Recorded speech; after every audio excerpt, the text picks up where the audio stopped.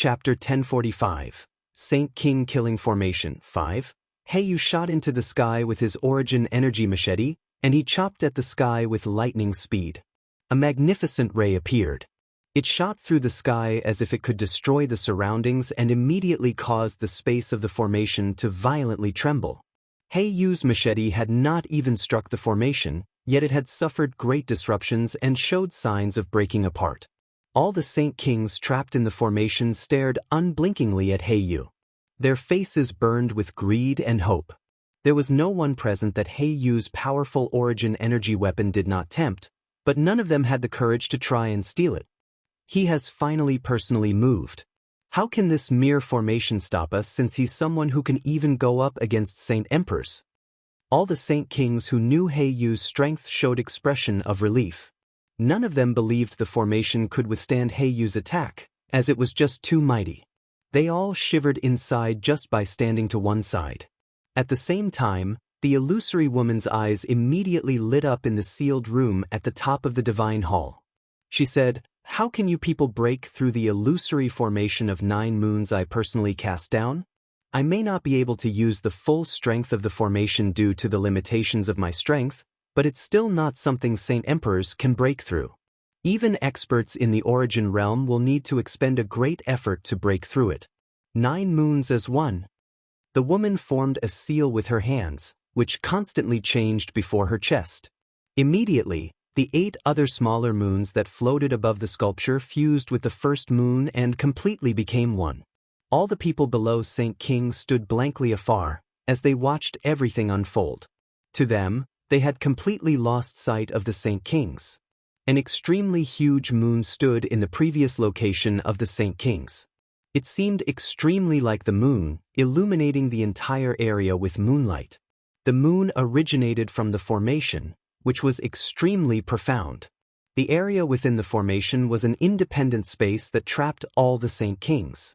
Within the formation space, Heiyu's machete viciously struck the barrier of the formation.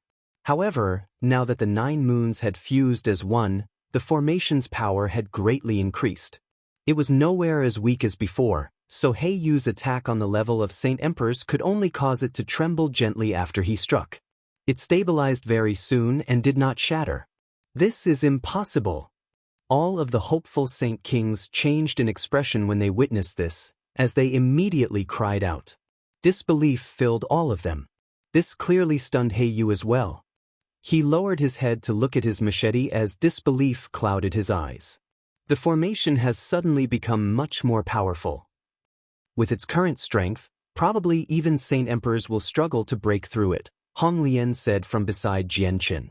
Her eyes had already become red, as if 2 balls of flames burned inside. She was using a secret technique to observe the formation. Crap! The formation has strengthened greatly, and the energy within me is leaking out at a great speed, someone cried out. All the Saint Kings present bathed in a thick layer of Saint Force, as their energy leaked from their bodies at a rate several dozen times faster than before. Then, their Saint Force dispersed in the surroundings. The mysterious suction force present in the formation space drew it out. Heiyu and Hong Lian were not spared from it either. No one could stop it. Jian Chen's complexion also became rather horrible. Now that the suction force had grown, the chaotic force that he had just stabilized began to lose control again. Strands of it flowed outward uncontrollably, except it was nowhere near as fast as the Saint Force in the Saint Kings. Strands of weak, gray energy appeared around Jian Chen. An aura of destruction filled it, which was extremely different from the energies within the other Saint Kings. All the Saint Kings naturally detected Jian Chen's chaotic force, but no one paid attention to the unique chaotic force, as they were struggling just for themselves. A sliver of panic appeared in Jian Chen's eyes. Chaotic force was extremely difficult to replenish. He could not afford an overconsumption of chaotic force. Suddenly, Jian Chen roared at the sky.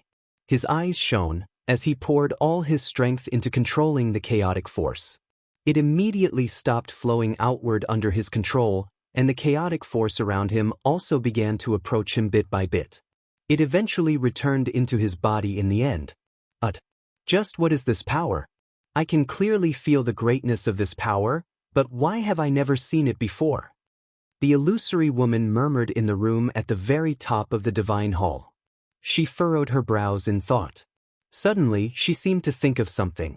Her eyes immediately lit up, and disbelief filled her face. She said, I remember my father once mentioned a powerful energy called chaotic force. Why does the characteristics of this energy match up with the chaotic force my father mentioned? Is this chaotic force, however? The woman suddenly shook her head. Impossible. How can chaotic force appear in this world? Isn't this a great power that only people in that world can cultivate? Chapter 1046, Fight for the Divine Hall 1. Xiaobai wants to take the Saint artifact in. If that was possible, it could store Jian Qin and the others into the artifact. Then it can bring them out. It's a pity that the Saint artifact can't enter, Yu Yu murmured softly. She had understood the White Tiger's intentions very quickly. The Saint artifact spun, as it shone with a hazy golden light by the side of the formation, before returning to the air above Yu Yu.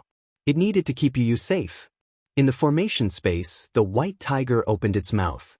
It knew that the Saint artifact did not enter the formation with it, and it immediately growled at the formation. It seemed to be filled with frustration. Jian Qin understood the familiar White Tiger's intentions at first thought after he saw its behavior. He said, Xiaobai, the formation that traps us is just too powerful. We can't break it even when we all work together. All we can do now is wait for someone outside to gain control of the Divine Hall, which will allow them to control the Divine Hall as well. Immediately take Yu Yu and Caroliwei into the depths of the Divine Hall, to the control center. The White Tiger looked at Jian Qin, as he worked hard to control his chaotic force, and worry appeared in its eyes. Afterward, it produced a deep growl, as if it had agreed to Jian Qin's instructions. Xiaobai, tell the artifact spirit after you get out to not let Senior Ruijin out no matter what.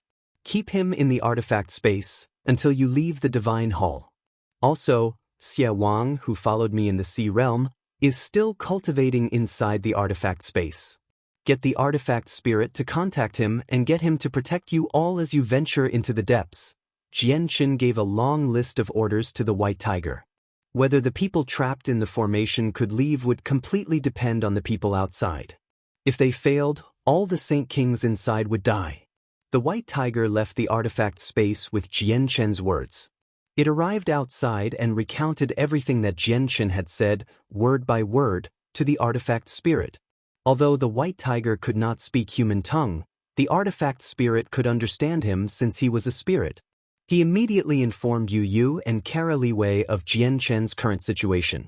Yu Yu immediately paled when she learned that Jian Qin was currently in danger. Her face was filled with anxiety and deep worry, as she lost her normal composure. Caroliwei was also anxious, but she tried as hard as she could to keep her composure. She comforted Yu Yu, Sister Yu Yu, don't worry.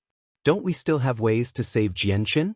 As long as we find the control center of the Divine Hall, we'll be able to save Jian Qin without him suffering any harm at all. Yu Yu tightly clenched her jade-like hands. Her palms were sweaty. Although there was still a way for them to save Jian Qin, how were they supposed to pass through the many obstacles of the Divine Hall to reach the control center with these brutal saint rulers? The White Tiger had already entered the Saint artifact and told Ruijin about what had happened outside. Ruijin was still currently filling the 3 flaming Jadites with energy. Immediately, he stopped what he was doing when he learned about what was happening outside, and he furrowed his brows. Ruijin, there's only one way to save Master, and that's to get the Mistress to gain control over the Divine Hall and shut down the formation. Master plans to call a 9th Heavenly Layer Saint Ruler from the Sea Race to go out and assist Mistress in controlling the Divine Hall, but I just don't trust this person. Once he leaves the artifact space, I can't do anything to him either. I've come to you especially this time to leave a restriction within that person, just in case, the artifact spirit said to Ruijin. Ruijin agreed without any extra thought. There are many secret techniques of my dragon clan, and there are quite a few among them for controlling people. Bring that Sea Race person over. Xie Wang was currently in seclusion, as he practiced the Octaterra Emperor's cultivation method. The artifact spirit forcefully roused him and sent him to Ruijin's side. Xie Wang, Master has orders for you to immediately leave this space and assist the mistress in taking this divine hall. However, to prevent you from going overboard in some areas, we need to leave a restriction within you. As long as you focus on assisting the mistress, nothing will happen to you, the artifact summarized. He explained the task as well as the rough situation outside to Xie Wang, so that he could have some understanding. Xie Wang's eyes immediately lit up when he heard about the Bright Moon Divine Hall. He understood the power of divine halls extremely well, and knew that once someone possessed a divine hall, they could go up against 16th star experts. No one could threaten the owner of the divine hall in any way given that they did not come across emperors. Although the Bright Moon Divine Hall tempted Xie Wang, he dismissed these thoughts very quickly and calmed down. He still remembers his current situation, so he forcefully suppressed his itching desire. He said, "Don't worry. I, Xie Wang, am not a person who returns kindness with animosity. Since Jianchen gave me the invaluable cultivation method of the Octoterra Emperor without even hesitating, I will never do anything that betrays Jianchen in this life. If I do, I am willing to suffer the punishment of utter annihilation," Xie Wang said righteously. His tone was extremely resolute. "Just in case, I will be leaving a restriction within you. If you really do something unaccounted for, I will wipe out your soul in an instant. I will personally remove it after you've accomplished your task." Rui Jin stared at Xie Wang with bright eyes. Although Xie Wang had never seen Rui Jin before, Rui Jin was definitely someone that belonged on Jianchen's side since he could appear here. He could even vaguely feel a pressure that made him shiver, which allowed him to know that the middle-aged man before him was definitely a powerful and terrifying expert. Xie Wang did not show any resistance toward Rui Jin's intentions of planting a restriction within him. He accepted it calmly as he had no other choice. Afterward, Rui Jin planted a restriction on Xie Wang's soul through a secret technique of the Dragon Clan. Xie Wang's life was basically in Rui Jin's hand with the restriction, as Rui Jin only needed a single thought to wipe out Xie Wang's soul if he did anything unexpected. Xie Wang and the White Tiger left the artifact space together and appeared beside Yu. Yu had already learned of Xie Wang's identity in detail from the artifact spirit, so she did not become surprised when she saw him. She only observed him curiously, as this was her first time meeting a member of the sea race. "Is this Jianchen's woman?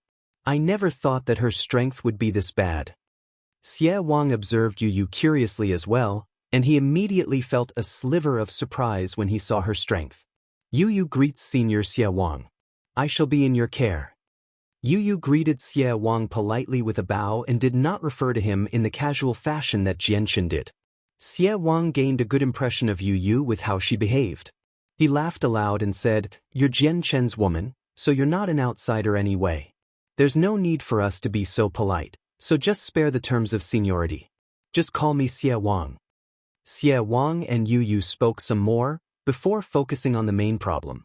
Afterward, they left for the depths of the Divine Hall with the White Tiger and Kara Liwei. Quite a few Saint Rulers and Heaven Saint Masters had already entered the depths before them when Yu's group had left. There were also some Heaven Saint Masters and Class 6 Radiant Saint Masters who had given up on that idea and directly backed out of the Divine Hall. They spread the news of all the trapped Saint Kings in the Divine Hall at the same time. There were still quite a lot of people floating in the cool night sky outside the Divine Hall. This included the people from the Radiant Saint Master, such as the President and the Grand Elder. As Class 7 Radiant Saint Masters, they did not enter the Divine Hall. Class 7 Radiant Saint Masters enjoyed exalted statuses on the Tianyuan continent, which were in no shape or form below Saint Kings. Also, they never took part in any of the killings and battles on the continent, so the Bright Moon Divine Hall did not possess any great use to them. They did not have the need at all to risk their lives and compete for the Divine Hall. All the Saint Kings that entered have been trapped. The people from the Union and the other people in the crowd all changed in expressions when they heard this news. They all felt rather perturbed, as the fear in their gazes toward the Divine Hall deepened. The formation of the Divine Hall only targets Saint Kings and those beyond Saint King. Heaven Saint Masters and Saint Rulers are resistant to the attacks of the Divine Hall, a Heaven Saint Master who had exited said loudly. With that, the Saint King, who had just hurried over through space gates and were about to enter the divine hall, immediately halted. They became torn between surprise and suspicion. Suddenly, his eyes froze and he stared fixedly at the roof of the divine hall. A middle-aged man in white robes stood proudly at the highest point of the divine hall. No one knew exactly when he had appeared. The man seemed to have fused with the surrounding space, becoming a part of the surroundings. No one actually discovered him, as he stood in such a brazen fashion on top of the divine hall other than the Saint King. He seemed to be transparent, which made it extremely easy for people to miss him. The Path Lord of Carnal Desires. The Saint King recognized the man at first glance, and his eyes narrowed suddenly. In that moment, the evil-looking face of the Path Lord was rather pale. He stood rather haggardly on the top of the divine hall, as he mumbled to himself, "Fairy, how you sure is extravagant to collect material from the moon to build such a powerful divine hall. The moonlight force within this divine hall is weird and powerful.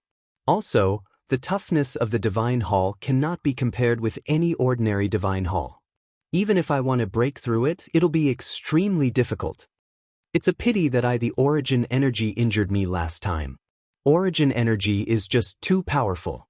I can't recover in such a short amount of time, and my strength is greatly reduced. Otherwise, I'd like to see what fairy how you had prepared all those years ago in the divine hall," the Path Lord said with some regret. Afterward he vanished. Chapter 1047. Fight for the Divine Hall, 2.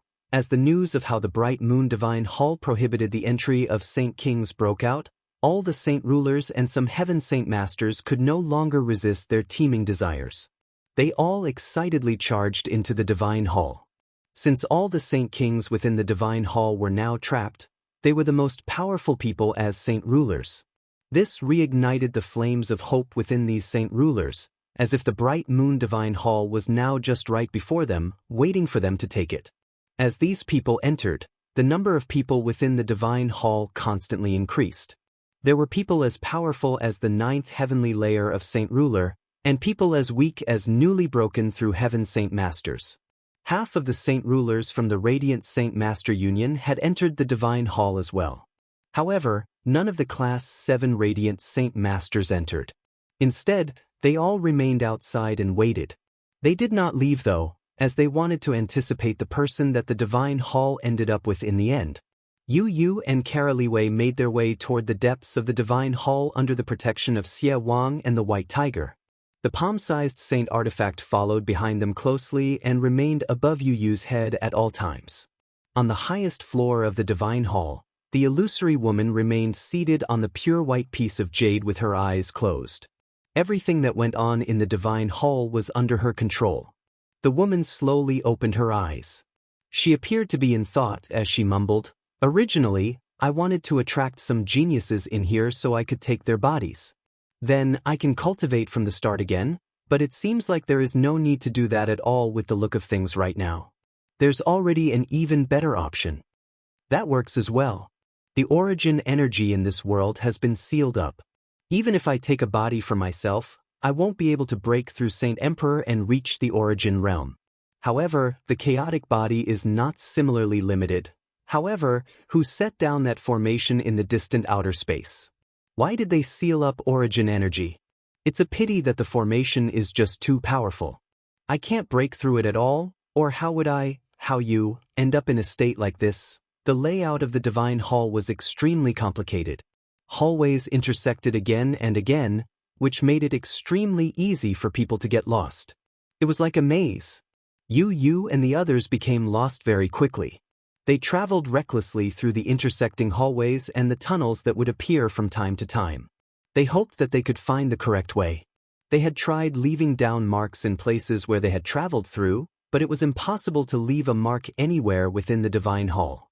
It all depended on luck whether they could make it out or not.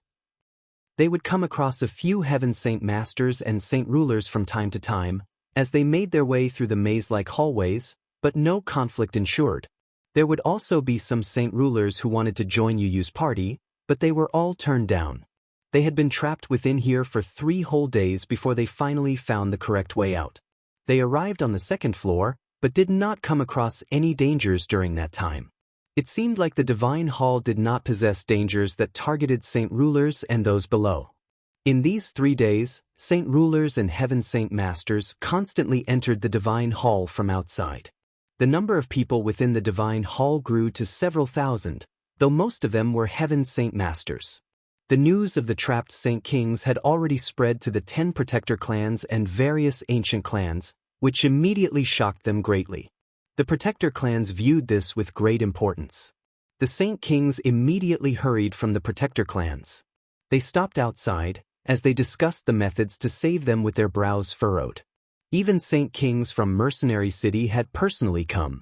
Within the formation space of the divine hall, the trapped saint kings remained seated on the floor. All of them worked hard to suppress the leakage of their energy. He Yu and Hong Lian both equipped their origin energy armors, which could drag it out a little even though it could not completely stop the leakage. A few weaker saint kings had already begun to pale. They trembled slightly as they sat on the ground. They were clearly suffering quite a lot. The saint kings that the sword chi had struck outside in particular had already powerlessly collapsed on the ground. Their eyes were dull and filled with despair, as their bodies had already lost all their energy. The loss of energy could not lead to them losing their level of cultivation.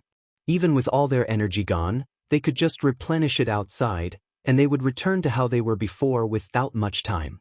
However, saint kings without any of their energy were extremely weak. Particularly in this odd formation space, their abilities as saint kings had been restricted and they could not use spatial and world force, so it reduced them to ordinary people. Among all the people, the only person who did not have energy leaking out was Jianchen. The power and uniqueness of chaotic force were just incomparable to ordinary energy. However, Jianchen still needed to devote all his strength into suppressing it even though that was the case. I hope you can successfully obtain the divine hall, or all of us trapped here will just be waiting for our deaths, Jianchen prayed inside. In the blink of an eye, half a month had passed. During that time, countless people entered the divine hall, and people could be seen everywhere within it. However, most of them were heaven saint masters. During that period of time, Yu Yu's group had already passed through 8 floors of mazes and arrived on the 9th floor of the divine hall. Undoubtedly, the surface area of the 9th floor was much smaller than the floors below. It seemed more like an extremely large hall when gazing out. There were 9 huge stone pillars with simple carvings that held up the ceiling. Vague moonlight force revolved around each pillar and radiated with a tremendous pressure. The hall was beautifully decorated. All the stone tables, seats, and various ornaments were carved from the same type of jade. Every single item was extremely exquisite. It was impossible to estimate their value. A mighty but extravagant throne hovered in the air at the end of the hall. On the throne lay a 2-meter-long, exquisitely crafted scepter that shone with a moonlight haze. It was extremely pleasant to the eye. Yu Yu's party were not the first people to arrive. Before them, various saint rulers and a few heaven saint masters had already arrived. Although the hall was not packed, there were several hundred people that had already gathered at the very least. All of them stared at the staff on the throne with bright eyes, and no one made any noise. The atmosphere was extremely weird. Although the treasure was right before them, no one went ahead to take it. All the people who could arrive here were very clever. They knew that the first person to go up for the treasure would be the first one to suffer from all the attacks of the people present. Even 9th heavenly layer saint rulers would struggle greatly to leave with their lives intact. That staff definitely is not so simple. It might be hiding some secret. You never know. And that throne is not your ordinary, everyday object either. Xie Wang stared unblinkingly at the throne, as he said with a soft voice. What? The white tiger narrowed its eyes, as they shone with a threatening light. It immediately took a leap and turned into a blur that shot toward the throne. It viewed the several hundred saint rulers and heaven saint master that had gathered as nothing. Xie Wang did not charge up with him. Instead, he remained close to Yu Yu and Kara Li Wei to protect him. He kept loyal to his task to protect the two of them. That's the winged tiger god. The winged tiger god wants to take the scepter. Quick, stop it. The scepter must hide the cultivation method of Fairy Hao Yu. It might even be the object that can directly control the divine hall. We can't let the winged tiger god obtain it. Whoever gains the scepter will be the one who controls the divine hall. The white tiger's actions shattered the odd atmosphere in the divine hall. At that moment, no one hesitated anymore, as they all charged toward the scepter at their top speeds. The white tiger at the very front also became the target of everyone's attacks, where more than 20 saint rulers sent powerful sword chi at it with a wave of their hands at the same time. Before the great temptation of the divine hall and the cultivation method of fairy Hao Yu, they all lost their minds. The fact that the white tiger was the winged tiger god no longer bothered them. Chapter 1048, Fight for the Divine Hall, 3. Over 20 sword chi from saint rulers shot toward the white tiger, as they radiated with powerful ripples of energy. In order to stop the white tiger from getting close to the throne, none of the saint rulers held back. The white tiger's eyes remained fixed on the scepter. It did not even look at the sword chi behind it. When the sword chi almost struck, the white tiger abruptly began to enlarge and turned into a 10-meter-long white tiger in an instant. It unfurled its huge, white wings, while a great energy seemed to be secretly charging up. With the sound of a wild gust, the huge wings of the white tiger suddenly flapped backward.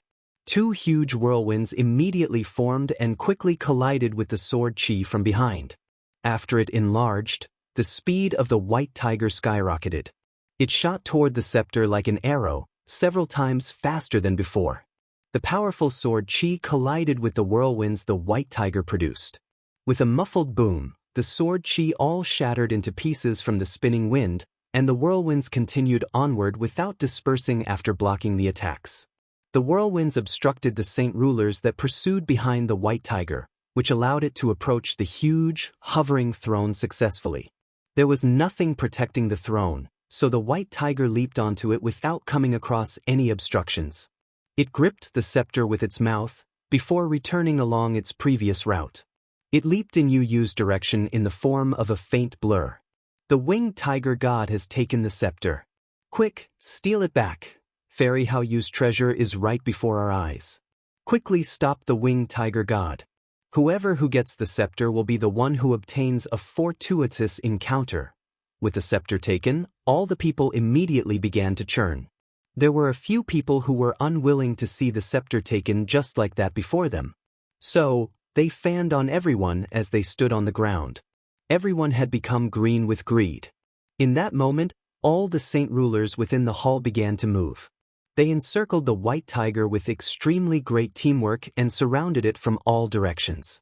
There were more than 10 saint weapons that shot through the air with powerful ripples of energy, chopping toward the huge body of the tiger with lightning speed. Accompanying them was another wave of over 20 sword chi.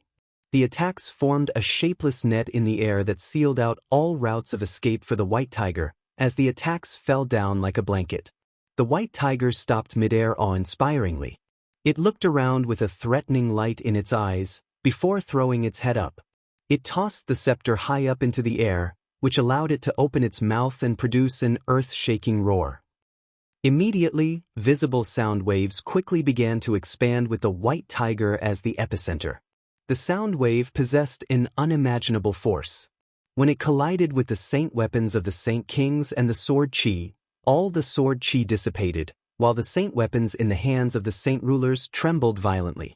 It seemed like an invisible force was stopping their advance, which not only made it extremely difficult for them to continue onward, but also forced them backward constantly. The sound wave expanded extremely quickly and covered the entire room very soon. It swept past everyone and immediately reduced all their clothes to shreds, forcing them into a horrible shape. Miserable cries rang through the entire room. The white tiger's roar possessed the might of a beast god, so it possessed a penetrative characteristic. It could injure the souls of people. The heaven saint masters all shrieked, as they clutched their heads painfully due to their weaker souls. Only saint rulers could endure it, but even for them, they showed signs of pain. It still affected their souls greatly. The white tiger's strength was not at the peak of Class 7, but it was a winged tiger god after all.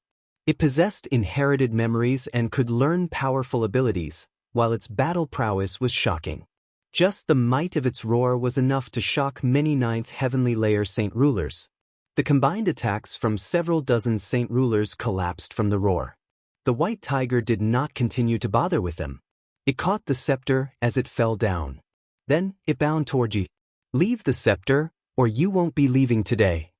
The saint rulers recovered extremely quickly and courageously charged toward White Tiger. All of them had lost their calm before the temptation. Their only desire was to obtain the scepter. In that moment, the White Tiger had become the enemy of everyone. All the saint rulers took part in restricting the White Tiger's movements, striking the White Tiger without holding back at all. They were attempting to kill it. Afar, a few saint rulers even began to charge up their saint tier battle skills. The White Tiger seemed to be agitated as well. It growled deeply as dense killing intent flickered through its vicious eyes. It charged threateningly toward a few saint rulers that blocked its way, as it flapped its wings violently. It shot out powerful wind blades at them. The saint rulers all knew how powerful the winged tiger god was. They faced it as a powerful enemy. They swung their saint weapons as fast as they could, as they chopped at the wind blades. Boom!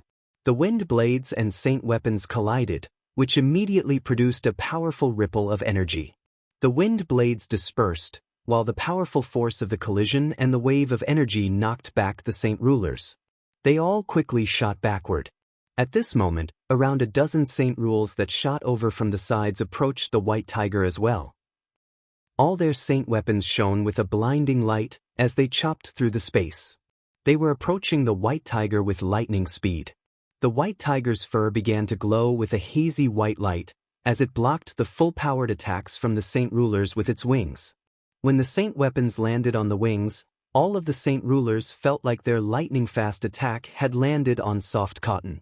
The surging saint force hidden within their saint weapons completely disappeared in that moment. Crap, its wings have absorbed the energy on our saint weapons, a saint ruler cried out. He was filled with disbelief. After absorbing the energies from more than 10 saint weapons, the wings no longer remained so white. A few extra colors appeared. However, in the next moment, the wings suddenly jolted, and the energy absorbed from the saint weapons immediately poured out like a flood. It knocked all of the saint rulers that had approached far away. At this moment, a pressure that seemed to originate from the world suddenly appeared. It locked tightly onto the White Tiger, which caused the space around the White Tiger to thicken. It's a saint tier battle skill. Move away. Sensing the frightening pressure, all the saint rulers changed in expression and immediately moved far away from the White Tiger. The White Tiger slowly turned around. Its eyes locked onto the 3 saint rulers who were casting saint tier battle skills. Once locked on, it was impossible to dodge or avoid the saint tier battle skill. The White Tiger could only face it head-on. Chapter 1049. Fight for the Divine Hall. 4. The 3 saint rulers who were casting the saint tier battle skills all originated from ancient clans and belonged to the 9th heavenly layer. Their saint tier battle skills were equivalent to attacks from saint kings with their current strengths. The other saint rules had kept the White Tiger busy earlier, which provided the 3 saint rulers with enough time to charge up their battle skills. They had completed the charge up now, and the devastating power was about to erupt. A tremendous pressure that originated from the surroundings seemed to flood the entire hall, which caused everyone gathered in there to shiver. They all looked toward the 3 saint rulers with obvious fear and dread. The White Tiger revealed a stern gaze once again. With its body as a beast god, it indeed had the power to look down on all the saint rulers, but the battle skills it currently faced was on the level of saint kings. That was enough to threaten it. It was already too late to stop the 3 saint rulers from casting the saint tier battle skills. The White Tiger quickly began to swipe the space before it with its front paws. With every swipe, a tiny ripple would appear. Saint tier battle skill. Heaven cleaving sword. Saint tier battle skill. Swing beyond samsara. Saint tier battle skill. Divine fist of the 6th paths. With 3 bellows, the saint rulers simultaneously cast their battle skills after their long charge up. The first person lifted his sword over his head and swung out in the air. They produced a blinding sword chi that shot toward the White Tiger with an unstoppable force. The curved blade in the second person's hand followed an extremely profound trajectory. A vague ripple immediately appeared, and it quickly spread toward the white tiger. Wherever it passed, space would shake violently and become blurry. Although it did not really seem like anything, it possessed terrifying might. A layer of extremely dense energy coated the third person's fist. The fist seemed to move slowly, but it was flung out with exceedingly great speed. His entire right hand disappeared as he punched out. It was like it had completely fused with the surrounding space and entered another dimension. However, in the next moment, 6 huge fists, completely condensed from energy, appeared above the white tiger's head. They all spun and revolved in a circle with one another, as each fist radiated with a terrifying aura. The paws of the white tiger swiped faster and faster. Slowly, it drew an extremely complicated image in the air. It was blurry, but it radiated with a profound aura. Each line and image seemed to contain the laws of the world. This was a defensive technique that originated from the white tiger's inherited memories. This was its first time it had used it. As soon as the formation appeared, it expanded before the white tiger. Boom! The heaven-cleaving sword struck the formation viciously and caused it to violently shake. The formation began to flicker, and terrifying energy ripples rammed into the surrounding walls, producing pattering sounds. The sword chi became locked in a stalemate with the formation in midair. The energy of both the formation and the sword chi quickly began to leak away, but it failed to break through the formation before completely dispersing. The defensive formation also darkened after it blocked the battle skill equivalent to a Saint King's attack. Then, its lines and images began to blur. Some lines had even been severed. When the giant sword chi vanished, a wave of faint spatial ripples collided viciously against the formation of the white tiger as well. At the same time, one of the 6 revolving fists fell from above the white tiger, as it directly targeted the white tiger's head.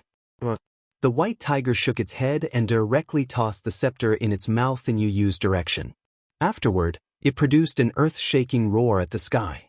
A visible sound wave emerged from its mouth and spread upward to meet with the 6 fists. The defensive formation in front of the white tiger was no longer as powerful as before. After the second Saint Tier battle skill struck it, it only lasted for a short while before shattering lowly. The odd ripples surged toward the huge white tiger like a wave of water, passing through the white tiger's body. The white tiger trembled slightly and a faint, bloody mark had already appeared below its neck. Bright blood immediately began to pour from its body, dyeing its white fur red. Terrifying energy ripples began to spread from above, as the white tiger's roar destroyed the first fist of the 6. However, the second and third fist began to fall closely after one another soon afterward. They separately targeted the white tiger's head and back. Both of them moved extremely quickly. The wings on the tiger's back rose up high, as they blocked the fist that targeted its back. Its front paws clawed in a flurry, as it forcefully received the punch that targeted its head. With a boom, the 2 punches smashed the white tiger to the ground. The attack had injured its wings, as the snow-white feathers became red. Even its front paws became bloody. Even as the winged tiger god with extremely great battle prowess, the white tiger struggled to remain unscathed when it faced 3 Saint Tier battle skills at the same time. After all, it had not reached the peak of Class 7 yet. Looking at the scepter that flew over, a gleam of light flashed through Xie Wang's eyes. He had always remained by Yu Yu's side, as he protected her. He immediately leaped up to catch the scepter, before returning to Yu Yu's side. He first examined it curiously, before extending his hand to give it to Yu Yu without any hesitation. Currently, Yu had focused all her attention on the white tiger. She did not even glance at the scepter that had attracted countless people. She began to worry even more after she saw that the Saint rulers had injured the white tiger injured. She called out anxiously, "Xiao Bai is injured. Artifact spirit, quickly go save Xiao Bai." "Don't worry, mistress. The winged tiger god won't be in much danger. It has experienced far too little battles as it grew up as well, so this is a rare opportunity for it." The artifact spirit's voice appeared in Yu Yu's head. "Someone has taken the scepter." A person cried out. Everyone immediately moved their attention from the white tiger to Xie Wang, who now held the scepter. They no longer bothered to watch the fascinating battle going on with the white tiger anymore. Instead, they all charged at Xie Wang. Xie Wang's expression drastically changed. Although he was a 9th heavenly layer saint ruler, he was nowhere near as strong as the winged tiger god. How could he handle so many opponents, especially when there were quite a few people who were also at the 9th heavenly layer like him? The last 3 giant fists also switched their targets. They no longer attacked the white tiger, now smashing threateningly towards Xie Wang's group. Grab the scepter and enter the artifact space. Xie Wang called out in a panic. Yu Yu also understood the situation now. She immediately took the scepter from Xie Wang's hands and wanted to hide in the artifact space. However, she waited for quite a long time, but she remained where she was. Kara Li Wei, who was beside her, had instead disappeared. She had already entered the artifact space. Oh no, mistress. If you're holding that scepter, you can't enter the space. The scepter is resisting, the artifact spirit said sternly in Yu Yu's head. But at this moment, the 3 remaining fists had already approached Yu Yu and Xie Wang. One of them smashed towards Xie Wang, while the other 2 completely locked onto Yu Yu, who held the scepter. Chapter 1050, Fairy Hao Yu's Sudden Appearance, 1. As the fists from the Saint tier battle skills switched targets, the pressure from the surroundings also collapsed viciously on Xie Wang and Yu Yu's bodies. Xie Wang became extremely stern. It was a Saint tier battle skill after all, and every fist would be at the level of Saint King's. It would be extremely difficult for him to block them with his strength at the 9th heavenly layer. Arg! Xie Wang roared at the sky. Churning blue light wildly flooded out of his body, before condensing on his finger and shooting toward the fists. A thumb-sized force shot through space as it radiated with blue light, shooting toward the fists with an aura of destruction. This was a powerful attack that Xie Wang had comprehended from the cultivation method of the Octoterra Emperor. Although it was not on the level of Saint tier battle skills, it was as powerful as a pseudo-Saint tier battle skill. Locked on by 2 fists, the pressure Yu Yu experienced was even greater. She could not withstand it at all with her strength that was below Earth's Saint Master, so she immediately paled. Traces of blood began to pour from her mouth. Before the attack had even struck her, just the mere pressure was terrifying enough to injure her. With a loud boom, Xie Wang's attack landed on the fist that flew toward him. The attack was not on the level of Saint tier battle skills, so it dispersed as soon as they came in contact. The fist continued on towards Xie Wang without any reduction in speed, though its force had decreased by quite a bit. Bang! The weakened fist viciously struck Xie Wang's body. He was thrown back like a sandbag as blood sprayed wildly from his mouth. A dazzling golden light appeared above Yu Yu's head. The saint artifact that always floated above her suddenly expanded, becoming a 30-meter-tall golden tower, which blocked the area in front of her in a short moment. It helped Yu Yu resist the attacks. Boom! Boom! Both of the fists landed on the saint artifact with 2 violent booms. They did not even shake the saint artifact. Its toughness was not something that could be overcome by saint tier battle skills. Even though Yu Yu was protected by the Saint tier battle skill, it was not enough to put a stop to everyone's desire for the scepter. Several dozen Saint rulers had already began to threateningly charge toward her from all directions. On any other day, they probably would not dare to harm Yu Yu due to their fear of Jianqin, but before the great enticement present, many of them had already forgotten about living and dying. Mistress, quickly throw the scepter away and enter the artifact space. That's the only way I can ensure that you stay completely safe, the artifact spirit's voice rang through Yu Yu's head. Although the artifact spirit was a saint emperor in the artifact space, it was innately restricted, so its abilities were greatly limited. The power it could use outside was extremely weak, so protecting her outside from enemies coming in all directions was extremely difficult. Yu Yu looked at the scepter hesitantly as a sliver of unwillingness appeared in her eyes. She did not covet the scepter. It was just that the way to save Jianqin might lie with the scepter. Mistress, give up on the scepter first and enter the artifact space. Don't worry about the divine hall. Rue Jin still has his most powerful card up his sleeve, the artifact spirit called out anxiously. With that, Yu finally made up her mind. She grit her teeth and began swinging her hand. She was about to throw away the scepter. If you throw away the moon god's scepter, you will never be able to save the person you want to save. Consider it. At this moment, a woman's pleasant voice rang through Yu Yu's head. The sudden appearance of the voice surprised Yu Yu, which caused her to immediately tighten her grasp on the scepter.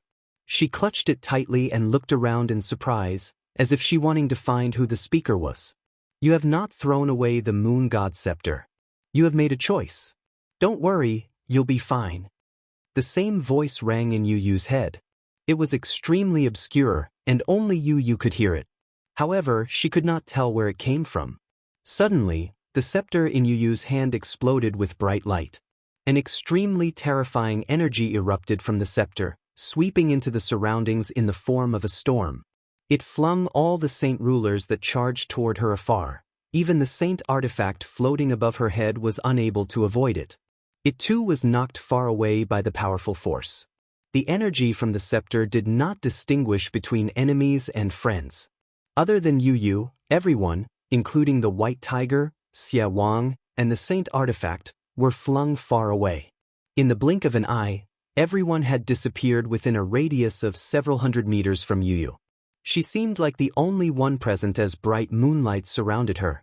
Yu Yu watched everything unfold in a dumbstruck fashion. She just struggled to believe that such a powerful energy had erupted from the very peaceful scepter. It filled her with disbelief. Before she could return to her senses, she suddenly felt her body tighten up. She had been surrounded by a mysterious force and brought into the air. She quickly flew toward the throne at the very back of the hall. Quick, stop her. Once she obtains the divine hall, we will have no more chances left. A saint ruler cried out in a panic after being knocked far away. Afterward, he immediately climbed up, shooting after Yu Yu as fast as he could. He wanted to stop Yu Yu from approaching the throne. All the other saint rulers paid no heed to their injured either. All of them wanted to take the divine hall for themselves, so none of them wanted to allow Yu Yu to take what they drooled over. They all took part in encircling and stopping Yu Yu. A terrifying ripple of residual energy spread out and all the saint rulers struck out as hard as they could. Various powerful attacks flew in from all directions, all targeting Yu Yu. Yu Yu had been completely coated in dense moonlight by the scepter. When the saint rulers' attacks landed on that layer of light, they all collapsed by themselves, unable to harm Yu Yu since she was surrounded by moonlight. Under the protection of the moonlight, Yu Yu arrived near the throne without any obstruction despite being targeted by so many densely packed attacks. Afterward, she just landed on top of it with the scepter in hand. As soon as she sat down, the space surrounding the throne began to violently twist. Everything blurred, obscuring everyone's vision. When it returned back to normal, Yu Yu had already disappeared from the throne. Chapter 1051, Fairy Hao Yu's Sudden Appearance 2. Where is she? How'd she vanish? Everyone exclaimed in surprise when they saw the empty throne. They all became momentarily stunned. Suddenly, one of the saint rulers who had cast a saint-tier battle skill earlier seemed to think of something. A gleam of light flashed across his eyes, and he immediately flew to the throne. A white blur flashed past as soon as he approached the throne. The bloodied, white tiger had suddenly appeared before him. It opened its mouth and spat out a fist-sized ball of energy. Bang! With a muffled sound, the ball of energy exploded on the person's chest. The ball turned his chest into a bloody mess, causing him to immediately fly back as he vomited blood. Many of the people present saw what the saint ruler tried to do. With a slight thought, quite a few of them saw through his intentions. They all began to leap toward the throne without any hesitation in attempt to sit on it. The white tiger produced a roar to the sky, guarding the throne from everyone who tried to approach it. Although it was heavily injured, its might did not decrease at all. Vaguely, its presence even seemed more powerful than before. However, there were just too many saint rulers who charged at the throne. There were even quite a few heaven saint masters between them who wanted to try their luck, so it was impossible for the white tiger to block everyone just by itself. 3 saint rulers had already made their way past the white tiger and arrived before the throne, elbowing their way onto the throne all at the same time. The throne levitated 10 meters in the sky as it shined with a faint layer of moonlight force. It was much greater than the dragon thrones used by emperors. It seemed like a bed. It was large enough for 4 or 5 people to sit on at the same time. As the 3 saint rulers sat on the throne at the same time, joy immediately burst forth inside them. However, before they could celebrate, their expressions suddenly changed. In that short moment, all of their auras vanished, and they became extremely pale and haggard. Afterward, they fell off the throne, landing heavily on the ground. They probably could not get up anymore. Many people witnessed what happened to the 3 of them. The saint rulers who were just about to plunk their bottoms on the throne immediately halted as they stared at the 3 unmoving people on the ground in surprise. "Oh no, the throne is weird. You can't sit on it. The saint force in all 3 of them has been completely sucked away by the throne," a saint ruler said in fear. Immediately, everyone around the throne stopped moving. They stopped in the surroundings as they gazed at the throne in shock and suspicion. No one dared to sit down on the throne now. In the blink of an eye, the hall fell silent from the very intense battles from before. The bloody white tiger also stopped attacking, staring fixedly at the throne. The saint artifact returned to its size of a fist and flew over. It stopped above the white tiger's head and slowly rotated. Now that Yu had vanished from the hall, the saint artifact's target to protect switched to the white tiger. "All of you go. Leave the bright moon divine hall." At this moment, an obscure voice sounded through the hall. With it, a white-clothed woman suddenly appeared on the empty throne. She was illusory and not tangible, though her beauty was on par with a goddess. "Why, you're fairy how you?" All the people changed in expression when they saw the illusory woman. Disbelief flooded their faces. The woman seemed exactly the same as the sculpture they had seen earlier in the divine hall. Fairy how you sat on the throne in a leisurely manner. Her expression was cold, like an iceberg that would not melt even after several millennia. It made people feel like she was unapproachable, and she seemed to look down on everyone within the hall. Her cold eyes only stopped on the white tiger for a split second. "Fairy how you, why, you're actually still alive. Fairy how you's actually still alive." All the saint rulers in the hall began to murmur.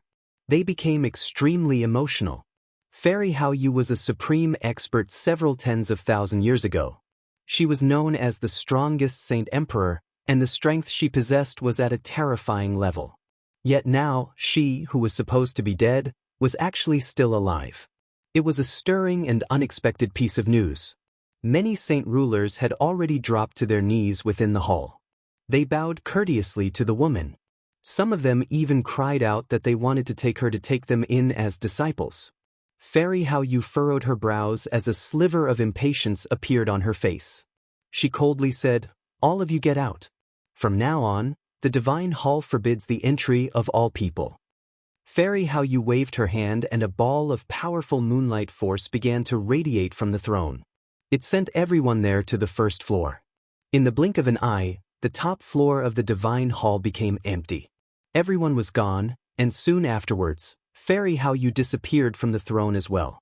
Yu stood in confusion as she curiously looked around the completely sealed room. She mumbled, "Weird. How did I get here, and what is this place?" "Your name is Yu?" Suddenly, a cold voice rang out from behind her. Yu jumped in fright since she was unprepared. Yu immediately turned around and saw an ethereal beauty seated on a piece of jade, staring back at her. Yu immediately became surprised when she saw the woman's appearance, because she was exactly the same as the sculpture of Fairy how you. "Why, you're Fairy how you?" Yu stared at Fairy how you in surprise as she uncontrollably cried out, "Correct. I am Fairy how you." She was extremely nonchalant. She flicked her hand at the air gently and the space began to ripple violently. It changed rapidly as the formation space where all the Saint Kings were trapped gradually appeared. This was only an image within the formation space. It was taken by Fairy how you through an ability. Jianchen. Yu immediately cried out involuntarily the instant she saw Jianchen. Worry filled her face. "So, the person you care so much about is called Jianchen." May I ask who he is to you? Fairy Hao Yu stared calmly at Yu. Jian Chen is my fiancé. Fairy Hao Yu, I beg of you to let Jian Chen go, Yu pleaded as she looked at Jian Chen. She had originally come to gain control of the Divine Hall so she could save Jian Chen, but her intentions had vanished accordingly now that she had found out Fairy Hao Yu was still alive. Yu had no interest in the Divine Hall. Her greatest wish right now was to save Jian Chen. Jian Chen's actually your fiancé, Fairy Yu murmured softly as light flickered through her eyes. After a period of silent thought, she said to Yu, if you want to save your fiancé, there is only one way. That is to take me as your master. Are you willing? Chapter 1052. Yu takes a master. Yu became completely stunned when she heard that. She stared at Fairy Hao Yu blankly as disbelief flooded her face. Yu had heard about the legends of Fairy Hao Yu from other people long ago. Fairy Hao Yu was a prodigy, an unprecedented genius at cultivation. It took her just a little more than 2,000 years to reach the peak of Saint Emperor, coming only an inch away from surpassing that. Even in ancient times, there was no one who could compare to her cultivation speed. After reaching the peak of Saint Emperor, she had even flown to the distant moon all by herself. She set foot on the unfamiliar territory that people rarely ever went to, collecting valuable resources to build her divine hall.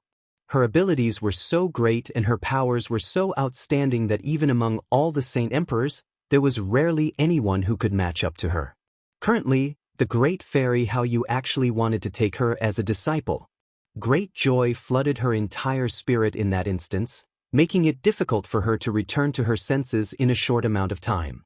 Taking a Saint Emperor as a master was a glorious matter, something worthy of being proud. Even with the entire continent in perspective, this was something that many people would not even consider. Yu had never thought that she, someone who was far from being a prodigy, would actually be asked to become a disciple of a Saint Emperor. Fairy Hao Yu remained calm throughout. She showed no emotions as she asked once more, Yu, are you willing to take me as your master? Yu finally calmed down. She forcefully suppressed her churning emotions and asked calmly, Fairy Hao Yu, I understand myself that my talent is nowhere near a prodigy's level, so may I ask why Fairy Hao Yu has chosen me to become your disciple? Won't my future accomplishments sully your name? You are correct. Your talent is at most 1 in 10,000, nowhere close to a genius talent. However, do you know how wondrous the method I cultivate is? It was the cultivation method that my great father, the moon god, used several tens of thousand years of effort to create specifically for me. It takes from the fortunes of nature. It's so wondrous that even if it's cultivated by people with ordinary talent, they will have quite the future. Also, there's the divine hall that I worked so hard to create all those years ago. I've sealed moon essence into it.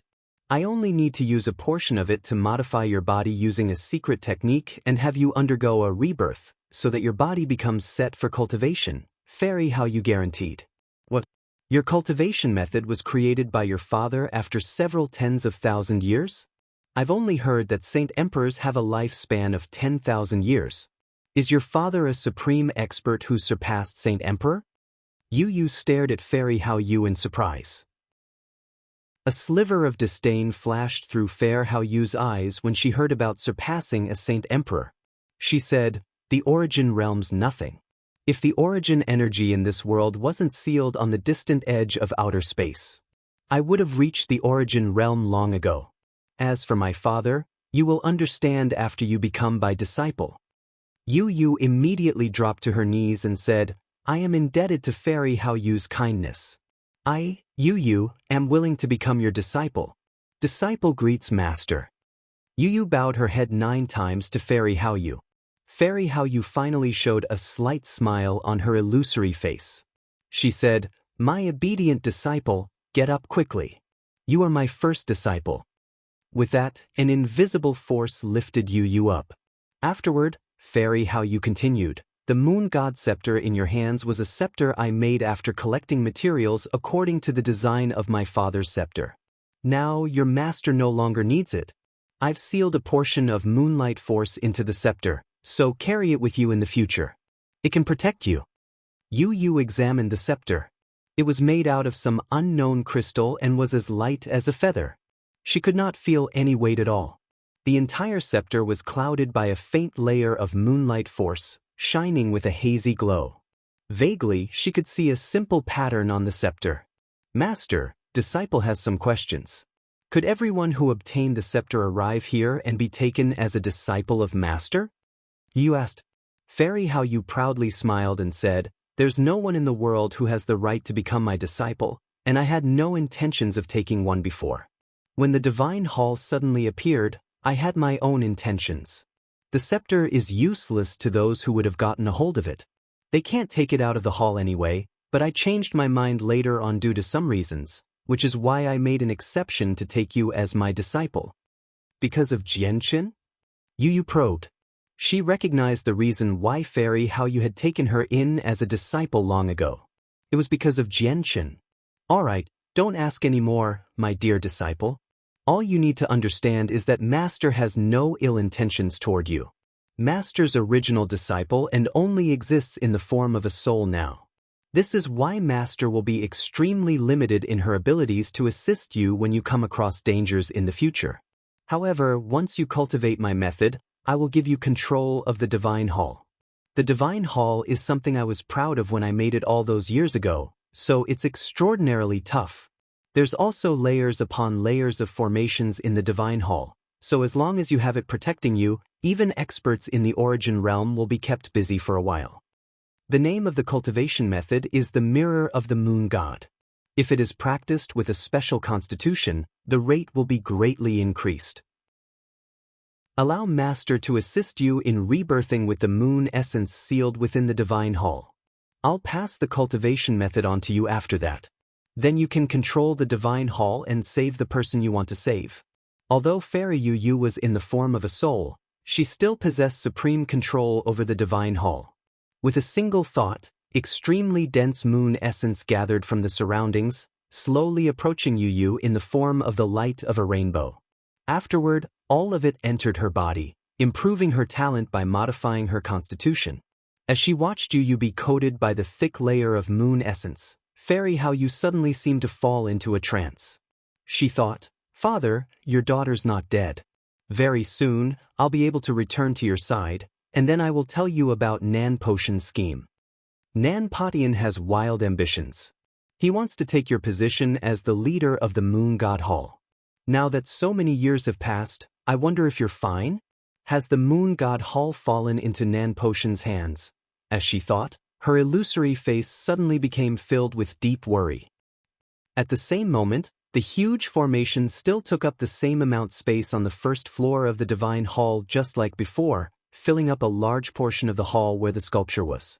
A large group of people regretfully stood in the region close to where the formation lay.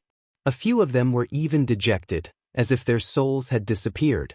These people had all been sent down from the top floor by the Divine Hall's power. Now, all of them understood that the Divine Hall was most likely taken by Yu Yu, who had disappeared from the throne with the scepter in her hand, which was why all of them were filled with deep regret and dejection. Xie Wang and the White Tiger stood together. The fist-sized saint artifact floated over the White Tiger's head as it slowly spun. Currently, both of them were covered in blood, in horrible shape. Their injuries were quite deep. I never thought that Fairy Hao Yu would still be alive. Yu Yu's definitely been taken away by Fairy Hao Yu. She should be fine, right? Though what happens next isn't something we can control or interfere with, Xie Wang said gruffly. He was rather helpless. The White Tiger remained as awe-inspiring as before, standing with its head up high. It stared fixedly at the formation space up ahead as worry filled its eyes. No one knew if Jianchen could make it out of the formation space now that Yu Yu's situation was unknown. Chapter 1053, New Master of the Divine Hall 1. Sigh, I never thought that we'd expend so much energy while fighting over the scepter only for it to fall into the hands of a girl who's not even an Earth Saint Master. This is a huge joke. Among the crowd, a bloodied, pale-faced old man made a self-depreciating statement. He was filled with heavy dejection, and vaguely, there seemed to be slivers of envy. He was envious of Yu Yu. There's no point in continuing to stay in this Divine Hall. Whatever. If we have to watch that girl come out beaming with smiles while we're filled with regret, we might as well leave now, just in case we feel even more miserable when that moment comes. The old man stared at the ceiling of the divine hall in a daze as he mumbled to himself. He turned around and left as he did all that, leaving the divine hall in dejection. Isn't this all because of the winged tiger god? If it weren't for the winged tiger god getting in our way, the scepter would have entered our hands long ago. How could it be taken by a weak girl? You still don't understand? The winged tiger god tried extremely hard to stop us for the lady to obtain the scepter. Sigh. Too bad she's Jian Chen's fiancé. With Jian Chen as her great supporter, even the extremely prideful winged tiger god ended up helping her out. Sigh. My daughter's roughly the same as that girl. She's also an alluring beauty, a woman of rare appearance. If my daughter could foster a relationship with Jian Chen, how good would that be? A hubbub of discussion resonated in the surroundings. Many people regretfully sighed. They were unwilling to accept this outcome, because they had come across no other treasures other than the scepter on their journey within the divine hall. They had worked hard for so long, yet in the end, they had obtained nothing. How could the people be satisfied with nothing? Quite a few people looked at the winged tiger god with undisguised hatred and resentment. All of them were extremely confident in themselves and filled with confidence in their strength. All of them believed that if it were not for the winged tiger god, the scepter would have been theirs long ago. Although many people in the crowd held deep hatred for the winged tiger god, none of them dared to do anything to it. All of them had gained a deep understanding of the winged tiger god's supreme battle prowess. It had only been somewhat heavily injured when it was facing against many saint rulers and 3 saint-tier battle skills. Killing it would be even more difficult. None of them knew if the winged tiger god was hiding any other abilities or secret techniques.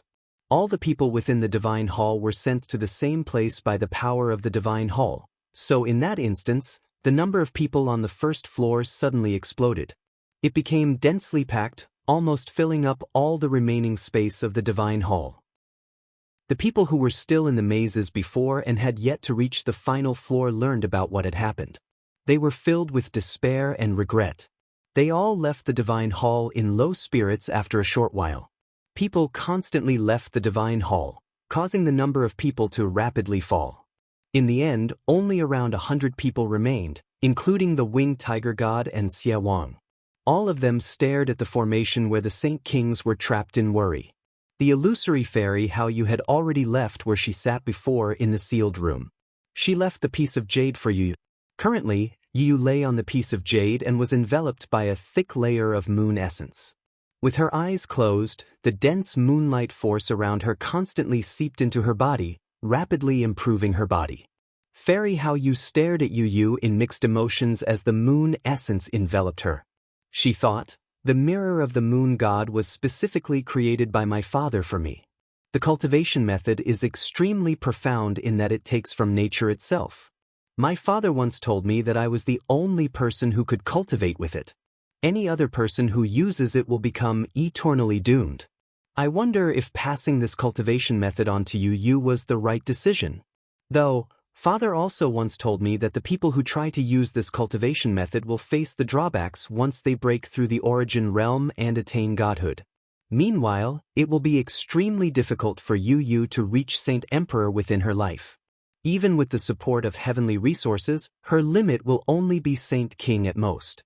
If she cultivates the mirror of the moon god right now and has her body modified by the moon essence, she will be able to reach Saint Emperor in the very least. If origin energy was still present, she might even be able to reach the origin realm. She may never attain godhood from today on, but at least she can live much longer. In that case, I won't really be harming her. It had already been half a month since the divine hall had appeared, and it had become extremely crowded outside the divine hall. The air was filled with densely packed figures everywhere, ranging from heaven saint masters to saint kings. Several great elders had come from the protector clans, and even the grand elder of Mercenary City, Tianjian, had personally come. The ancestors of many ancient clans had come as well, resulting in the gathering of many saint kings. All of them stared at the divine hall with furrowed brows. The people who had just left the divine hall brought out the latest news with them, allowing everyone to learn that Fairy Haoyu was still alive and that her figure remained in the divine hall. At the same time, they learned how an extremely weak woman had obtained the scepter and was sent to some unknown place by the throne of the divine hall. Chapter 1054, New Master of the Divine Hall, 2. What's happening? Why can't I feel the suction force? Has it stopped working on me after it's realized that it can't suck away my chaotic force? Or has something else happened in the divine hall? Jianchen thought. So many days have already passed. I wonder how Yu and the others are right now. Have they successfully gained control over the divine hall? At the same time, a woman in blue robes currently sat within a sealed room as she cultivated 1,000 meters below the surface of the earth at the Huanggu clan. She was extremely pretty, possessing beauty that could outshine the moon and few could rival. She could enchant countless men. A faint layer of water blue light shone in the woman's surroundings as extremely pure, water-attributed Saint force pulsed from her body. It caused the air in the room to become moist, while droplets of water hung from the surrounding walls. The woman was Huang Luan, currently trapped here by the ancestor of the Huanggu clan and forced to cultivate the scripture of the aquatic sunflower. She had already been trapped here for many years. During that time, she had always been imprisoned in that room, never to be able to leave it. She was completely cut off from the world, only able to cultivate and then cultivate some more. She possessed the water spirit's body, while the scripture of the aquatic sunflower was a high-tiered cultivation method extremely suitable for people with saint force of the water attribute. As a result, the rate at which her strength increased could be described as extremely great during the years where she worked hard in the method, reaching the 6th cycle of Heaven Saint Master, now only an inch away from Saint Ruler. Although her speed was far from Jianchen or Tai Ta's, it was equivalent to a prodigy that would only appear once every 10,000 years on the Tianyuan continent. After several years, Huang Luan's temperament had undergone a great change from before as well. The most evident part was that her pride and arrogance from before were now gone. She was becoming stronger-willed, even more mature and silent. Suddenly, the water-blue light around Huang Luan vanished. She slowly opened her eyes and within them hid a sliver of deep hatred. The scripture of the aquatic sunflower really is wondrous. After these years of cultivating with it, most of the poison left behind by that old bastard has been purged. There's only a small residue left, which can't affect me. If I continue to work hard on cultivation, I'll immediately break through that old bastard's barrier once I reach Saint Ruler. I'll charge out and fight him to death. Afterward, the clan should hear about the news very soon, so they'll definitely come help save great-grandfather. Huang Luan calculated inside as determination flooded her face. After being trapped for so many years, she had seen through and understood a lot of things. She knew that the Huanggu clan wanted something from her since they were holding Huang Tianba as hostage, imprisoning her there and forcing her to cultivate. As a result, she had already made up her mind about the fact that she would die. The only reason why she focused on cultivation now was so that she could burst out of the room and spread the news, so that her great-grandfather could be saved. Suddenly, a muffled rumble rang out. The door slowly opened and a simply dressed old man slowly walked in. He was the ancestor of the Huanggu clan. "My dear Luaner, why haven't you been cultivating? You must work hard on cultivation and reach Saint Ruler as soon as possible. Once you reach Saint Ruler, I'll let your great-grandfather go." The ancestor smiled at Huang Luan. However, it seemed rather sinister in the dimly lit room. "How is my great-grandfather right now?" Huang Luan suppressed her intense hatred inside and asked in a composed fashion. She was not an opponent of the ancestor right now. "Don't worry. Your great-grandfather is fantastic right now. I haven't mistreated him one bit at all." The Huanggu clan ancestor smiled as he observed Huang Luan. He sighed inside. The water spirit's body sure can cultivate at an unbelievable speed once it finds a suitable cultivation method. I never thought that this girl would reach 6th cycle Heaven Saint Master so soon. The ancestor slowly made his way to Huang Luan's side. He bit his index finger and squeezed out a droplet of blood. It hung in the air, and then he used it to draw an image with his index finger. "What are you trying to do?" Huang Wan's face changed slightly when she saw what the old man was doing. She felt an ill omen and immediately began to back off cautiously. A while later, a complicated and indecipherable inscription was drawn by the ancestor of the Huanggu clan. It glowed with a demonic red light and seemed to be filled with malevolence. The old man looked at Huang Wan and sniggered, "My dear disciple, don't worry. Your master's beloved disciple after all. Master would never harm you. Come to your master's side." The old man slowly drew closer and closer to Huang Wan. The room was not big at all, so Huang Wan hit a wall very soon. Although the door was wide open, a barrier was present outside, so she could not flee at all. Even though she did not have an escape route, she did not show any fear at all. She knew that any attempt of resistance against the Huanggu clan ancestor, who had reached Saint Ruler many years ago, was futile. After some thought, she closed her eyes and began to silently accept this situation.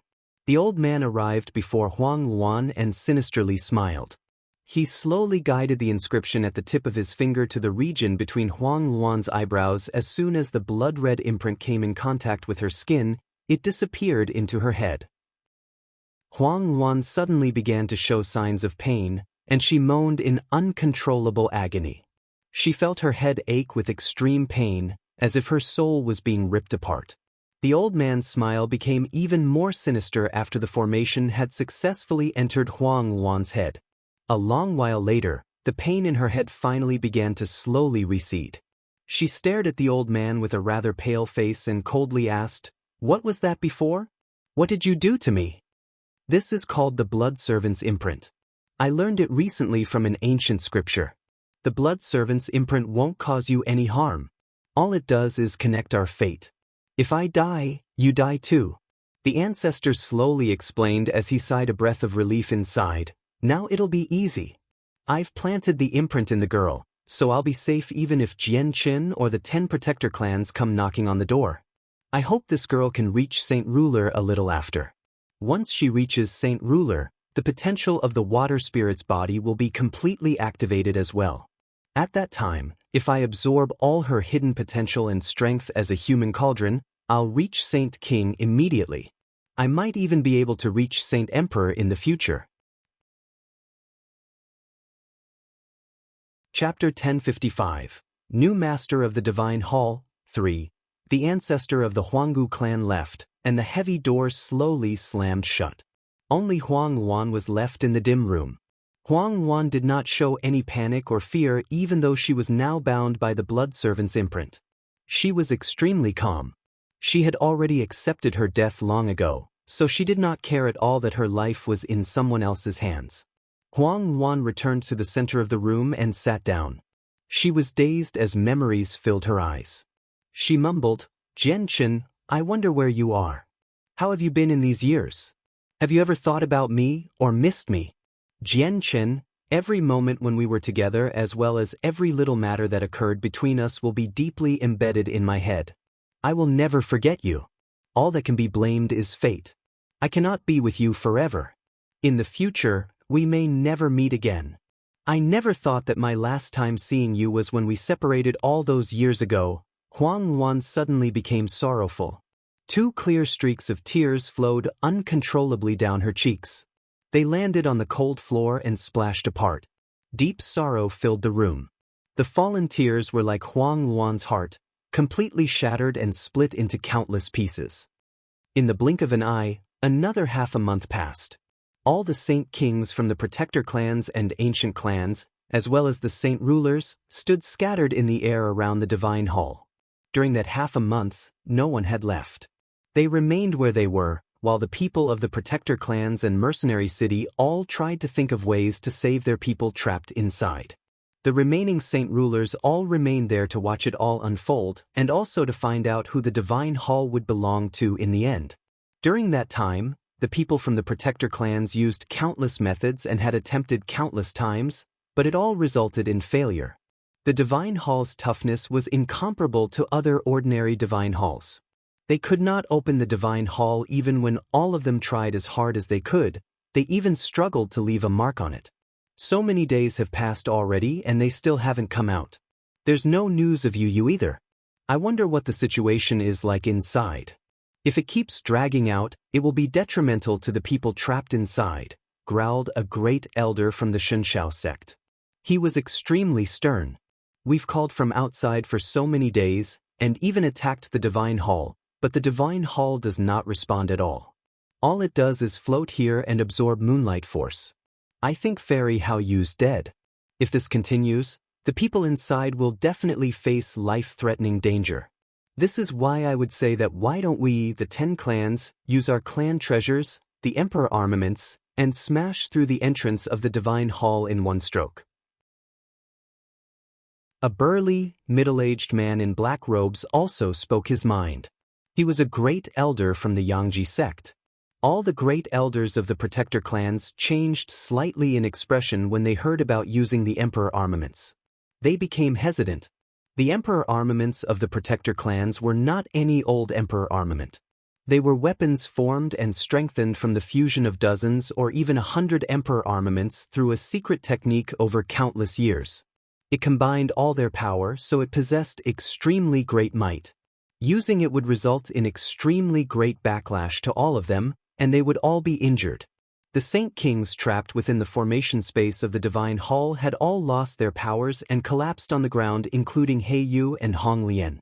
Only Jian Chen was perfectly fine. Many of them were ashen as despair filled their hearts. They had lost all hope, as if they had already been prepared to be trapped there for all their lives.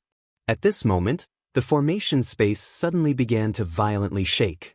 The surrounding landscape began to quickly change and distort, gradually blurring. The change in the formation space alerted all the powerless Saint Kings. All of them immediately struggled to sit up, staring at the space in suspicion and surprise. What's happening? Has the formation begun to change, turning into a true killing formation to slaughter all of us here? A Saint King questioned weakly. His complexion was horrible. The faces of all the other people immediately sank when they heard that. Their complexions also became horrible, but they all continued to stare fixedly at the changing landscape. Very soon, the wasteland conjured by the formation vanished. It became rather dark for everyone, and when they could see their surroundings once more, they discovered that they had actually returned to the Divine Hall where the sculpture of Fairy Hao Yu stood nearby. The formations vanished. The formations vanished. We've returned to where we were before. The formation must have run out of energy and dispersed. We're finally free. We've finally broken out of the damned formation space. Everyone became extremely emotional when they discovered that they had been freed. All of them uncontrollably cried out with joy. The Saint Kings who had already accepted their fate became even more emotional, becoming speechless. I will give you 5 seconds. Leave the Divine Hall immediately, or you won't be able to leave ever again. At this moment, a cold female's voice rang out. Fairy Hao Yu's illusionary form currently floated above the sculpture in the center of the room. Her white clothes were like snow, and she seemed otherworldly, having transcended from mortal affairs. She seemed like a goddess. It's Fairy Hao Yu. All the Saint Kings immediately cried out when they saw her. They became filled with disbelief. No, she's a soul. It's Fairy Hao Yu's soul. Her soul is actually still alive. The Saint Kings possessed great senses, much greater senses than Saint Rulers. They could tell that it was Fairy Hao Yu's soul with a single glance, but even though that was the case, it still shocked them all. Saint Emperors had a life space of 10,000 years. Once that time was up, their bodies would begin to fall apart and their souls would disperse. It was impossible for them to live much longer after those 10,000 years, yet Fairy Hao Yu was someone who had lived several tens of thousand years ago, and her soul actually still remained. It was unheard of to them. 2 seconds have passed. You have 3 left, Fairy Hao Yu said as she stared coldly at the Saint Kings. All of the people no longer bothered with her matters with that. They did not doubt her abilities to trap them for all of eternity. After all, the formation just before was more than enough evidence. They immediately charged out as fast as they could, but as they had all lost their powers, they could not fly. They ran like ordinary people. Chapter 1056. Yu Yu emerges. Jian Chen revealed a sliver of hesitation as he watched all the Saint Kings hurriedly run out. He did not leave immediately, and he looked around instead. He found that the entire place was rather empty and that there was no other people present other than those who had been trapped in the formation. Esteemed Fairy Hao Yu, may I inquire about the situation for the other people who entered the Divine Hall? Jian Chen clasped his hands at Fairy Hao Yu's soul. Currently, the person he worried most for was Yu Yu. Fairy Hao Yu's gaze landed on Jian Chen and an undetectable sliver of surprise appeared in her cold eyes. However, she spoke just as coldly as before, "They've all left here." Jian Chen finally felt relieved when he heard that. Without saying anything more, he left with He Yu and Hong Lian. Jian Chen gave up on the idea of taking the Divine Hall since Fairy Hao Yu was still alive. She had been reduced to only a soul now, but Jian Chen dared not underestimate her. Jian Chen, He Yu, and Hong Lian left with Carolot and Kazda Jianxiong. The great elder from the Changyang clan had left long ago. With everyone's departure, the Divine Hall recovered its peace from before. Only Fairy Hao Yu's soul remained above the sculpture in the slightly dim room. I really do want to know where they got their armor and weapon with origin energy, but if I ask them now, it's unlikely that they will tell me. They might even weave some lies to trick me. Seeing how their relationship with Jian Chen is decent, I definitely will come in contact with them quite often in the future. At that time, I can just ask my dear disciple, Yu Yu, about the origin energy. It'll definitely be much easier. So many years have passed anyway. I wouldn't mind waiting a few more days at all. Jian Chen definitely cultivates chaotic force. He walks a cultivation path that is out of the ordinary. He will not need origin energy to increase his strength at all, so I really do hope he reaches the origin realm quickly. That way, I can return home through him. I hope nothing happens to the Moon God Hall. Father, you have to wait until your daughter returns and then ruins Nan Potion's scheme. Outside the Divine Hall, the great elders from the Protector clans continued to waver over to use the Emperor armaments or not. The door of the Divine Hall suddenly swung open at that moment, and the Saint Kings that had been trapped in the formation stood at the doorway. All of them excitedly looked at the outside world, as if they had just survived a disaster. They've come out. The people from the Protector clans and a few ancient clans all became excited as well. They all flew toward the Divine Hall, taking back the Saint Kings who had lost their powers. Rui Jin, Xie Wang, and the Winged Tiger God also arrived before the main entrance. When they saw how He Yu and Hong Lian had both lost all their power, Rui Jin's face immediately changed. "I never thought that your strengths would fall to such a level. Looks like the danger of the Divine Hall far exceeded anything I expected. You two better return to the artifact space first and recover." Afterward, He Yu and Hong Lian both entered the artifact space to recover their depleted energy. "Brother Jian Chen, my energy is depleted, so it's just too inconvenient for me to return. I was wondering if I could spend a few days in the artifact space to recover," Carolot said to Jian Chen. "Of course." Jian Chen agreed without any hesitation. He knew quite well that the Kara clan had many enemies. It would be difficult to even run away if Carolot faced them in his current situation. Kazda Jianxiong also requested out of his own accord to enter the artifact space to recover his strength after Carolot had been taken away.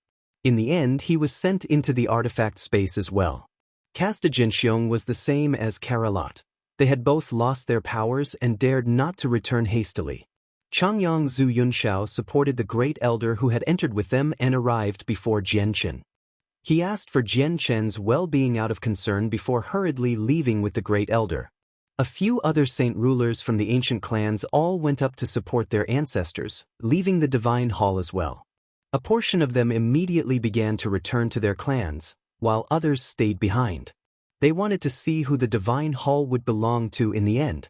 Among the 10 Protector clans, the Yuan sect, the Changyang clan, and the Pure Heart Pavilion chose to leave. The 7 other Protector clans chose to stay behind, while the people from Mercenary City stayed behind as well. Many of them still cared about the Divine Hall very much.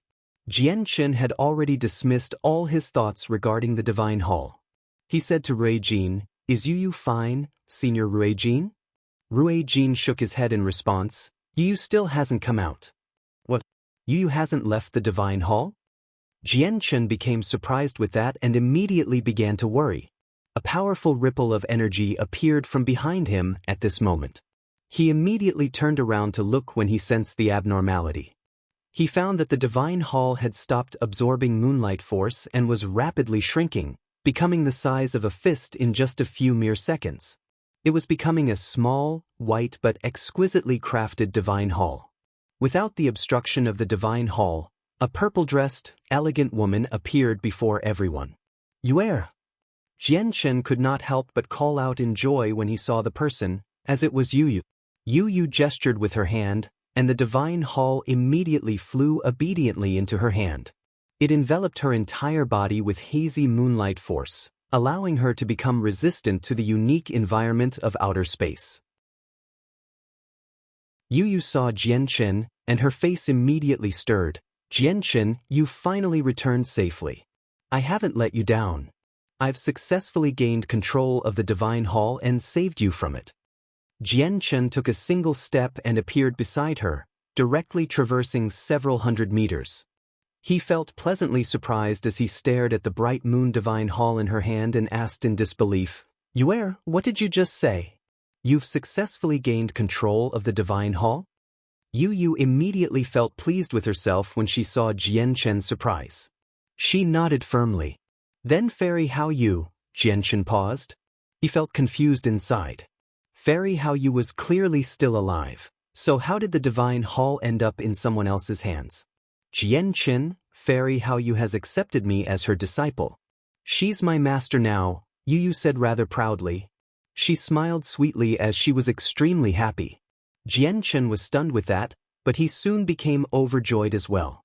It was even rarer than the divine hall for Yu to become a disciple of Fairy Hao Yu. The surrounding saint rulers and saint kings heard their conversation clearly. When they learned that Yu had indeed obtained the divine hall and even become a disciple of Fairy Hao Yu, the saint rulers who had fought over the scepter were greatly affected, deepening the regret and unwillingness within them. The saint kings looked at Yu with deep envy, coupled with a sliver of extremely well and deeply hidden jealousy. However, they all knew about the relationship between Yu and Jianchen, which is why they dared not let the thought of taking it cross their minds before Jianchen. On the other hand, the people of the protector clans seemed very calm. Divine halls may be extremely precious to ancient clans, but they seemed common and ordinary to the ancient protector clans. Even if the amount of divine halls that were inherited from their predecessors was ignored, just the quantity that they obtained from other sources was plentiful. What truly made the protector clans drool over was Fairy Hao Yu's cultivation method. Yu's talent for cultivation also underwent an overwhelming change under the transformation of moonlight essence. She was enough to be called a great genius now. Her strength had passed through Great Saint Master and Earth Saint Master, reaching Heaven Saint Master.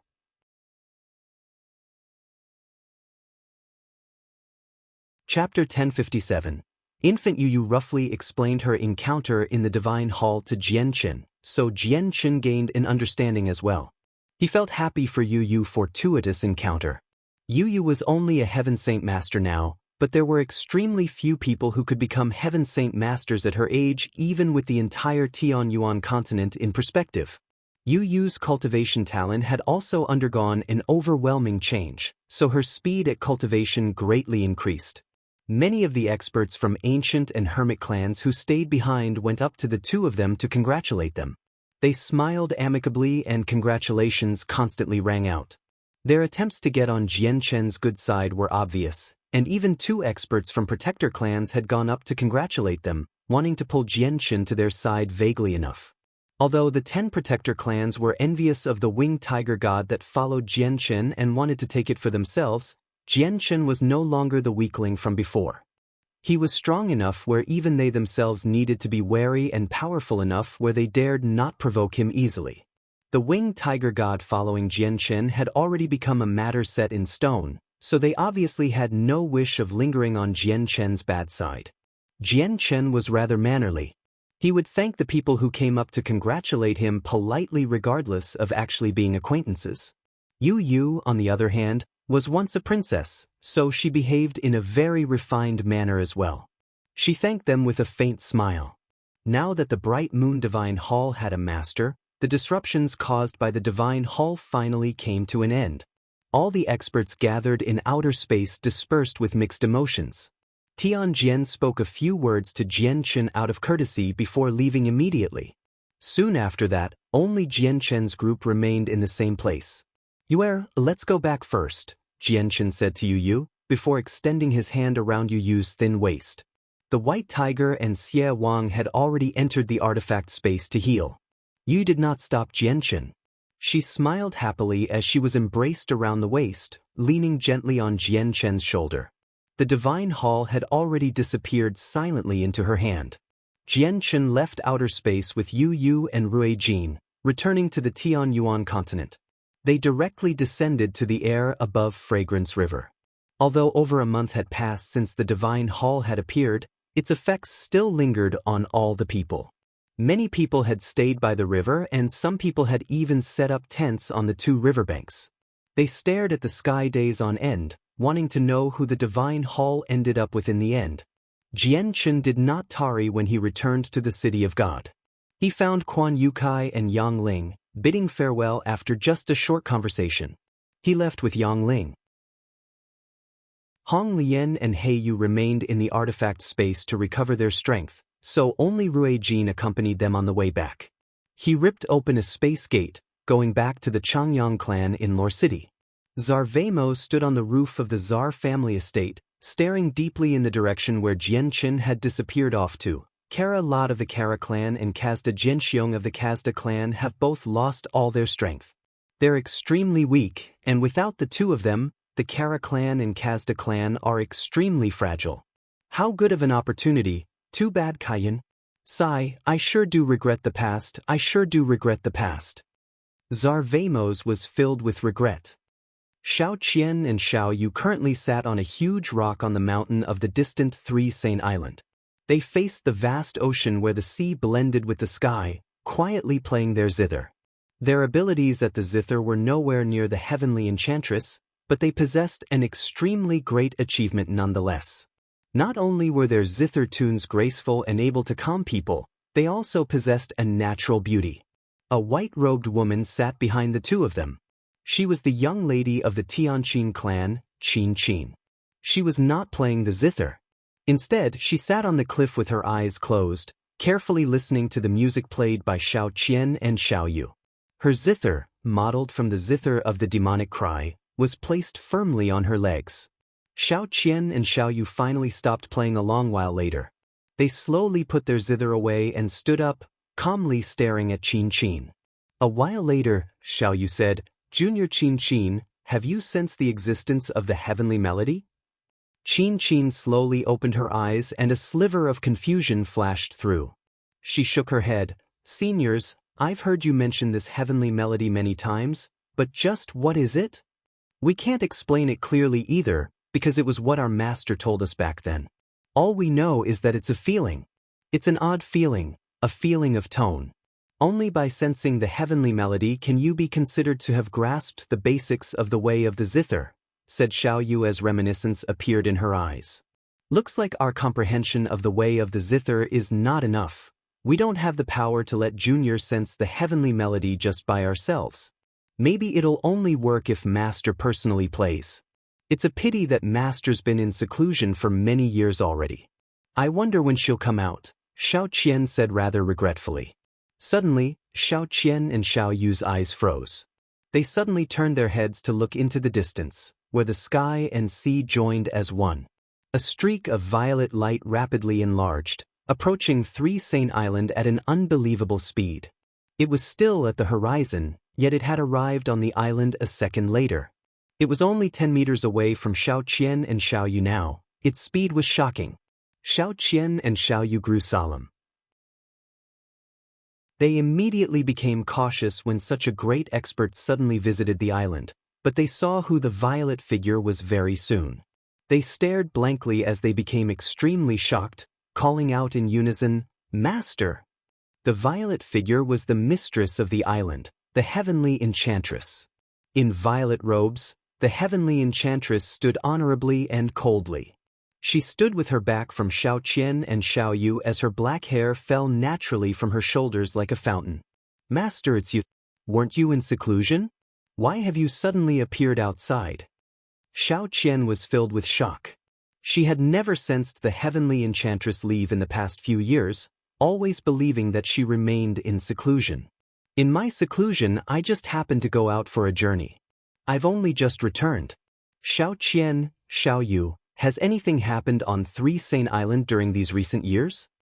The heavenly enchantress ignored the question and replied icily. Her voice was emotionless. Xiao Qian and Xiao Yu immediately understood the heavenly enchantress' explanation. Xiao Yu replied, Master, all because of you, Three Saint Island has remained as peaceful as before. Nothing big has happened. Xiao Qian and Xiao Yu walked toward the heavenly enchantress happily as they spoke. Although they were disciples of the heavenly enchantress on the surface, they were actually more like sisters. When Xiao Qian and Xiao Yu arrived by her side, they discovered that she was currently carrying an infant wrapped in a cotton cloth. They immediately became astonished. Master, whose child is this? Xiao Qian and Xiao Yu said together. They immediately leaned over, curiously staring at the infant. A sliver of mixed emotions appeared in the heavenly enchantress' eyes. She lowered her head to look at the sleeping infant and said, There was war in a small kingdom on the continent. The child was lying among mountains of corpses and pools of blood. His parents both passed away, so I took pity on him and brought him back. Chapter 1058. Xiao Bao, Oh Master, this child is so pitiful. He's lost his parents soon after being born. That's just too pitiful. The kind Xiao Qian and Xiao Yu immediately became deeply sympathetic when they learned about the miserable life of the infant. Their gazes toward the child also underwent changes, becoming filled with love. Master, let's let this pitiful child live on Three Saint Island in the future. Xiao Qian touched the child's cheek with a jade-like finger as she pleaded. Yeah, Master, let's just let the child stay with us on Three Saint Mountain. The mountain's this big and there's only the four of us. An additional person would bring an additional portion of liveliness, Xiao Yu also insisted. She liked the chubby, white infant in the heavenly enchantress' arms very much and felt even more sympathetic. The heavenly enchantress had already removed her veil, revealing her supreme beauty. She looked at the infant with mixed emotions and gently sighed, All right then. Since you all like this child so much, let's let him live on Three Saint Island. Yes. Fantastic. There'll be one extra person on Three Saint Mountain in the future. Xiao Qian and Xiao Yu immediately cried out. They were like little girls as they behaved in such a lively manner. Master, the child still doesn't have a name. Why not give him a name? Xiao Yu suggested. Oh my, let me do that then. I'm best at giving names to children. Xiao Qian excitedly took up the right to name the child. After some thought, she said, Master, looking at how cute the child is, why not call him Xiao Bao? Xiao Bao, that name sounds pretty good. It sounds quite cute, Xiao Yu said after some thought as well. The heavenly enchantress hesitated slightly before faintly nodding in the end. All right then. This child will be called Xiao Bao in the future. Master, leave Xiao Bao to the two of us. We will be responsible for looking after him in the future, Xiao Yu giggled before extending her hands to carry Xiao Bao. No need, the heavenly enchantress appeared silently 10 meters away, gradually moving further away with Xiao Bao. She said, I'll look after Xiao Bao. Xiao Qian, Xiao Yu, immediately go down the mountain to find some high-quality milk. You two will be responsible for Xiao Bao's food in the future. Yes, Master. Xiao Qian and Xiao Yu replied in unison, though they seemed to be dejected. Qin, you should rest for a few days. I will play the zither for you in 3 days so that you can comprehend the heavenly melody, the heavenly enchantress softly said, before completely disappearing. The heavenly enchantress sat dazed on a big rock within a secret room with Xiao Bao in her arms. Her expression was extremely complicated with some distress mixed in. Xiao Bao seemed to sense the heavenly enchantress' distress and began to make sounds. He stared at the heavenly enchantress with his large, pure eyes out of curiosity as he unconsciously moved his arm. The heavenly enchantress looked at Xiao Bao and secretly sighed inside. She said, I was pregnant for 10 whole years to give birth to Xiaobao. Meanwhile, my strength has skyrocketed at an unbelievable rate during my pregnancy, reaching the current level with the addition of the dragon's saliva. Xiaobao, are you my blessing or curse? From then on, one more person joined 3 Saint Island. That person was a male infant, Xiaobao. The Changyang clan in Lore City was currently in joy. Jian Chen's return immediately caused it to become bustling. In the present day, Jian Chen's status in the clan was unrivaled. He was the glory of the clan, the pride of the clan. He earned the respect of everyone. All of the elderly members of the clan immediately went up to personally receive him when he returned. Their gazes toward him were filled with deep pride and admiration. These older members were all part of the upper echelon.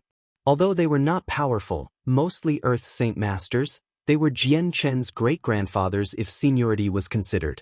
In a corner of the clan, Jian Chen's second brother, Changyang Ku, watched on with mixed emotions as everyone seemed to parade into the conference hall with Jian Chen. He was strewn between emotions and could not help but think back to every single moment he had been in contact with Jian Chen when he was young.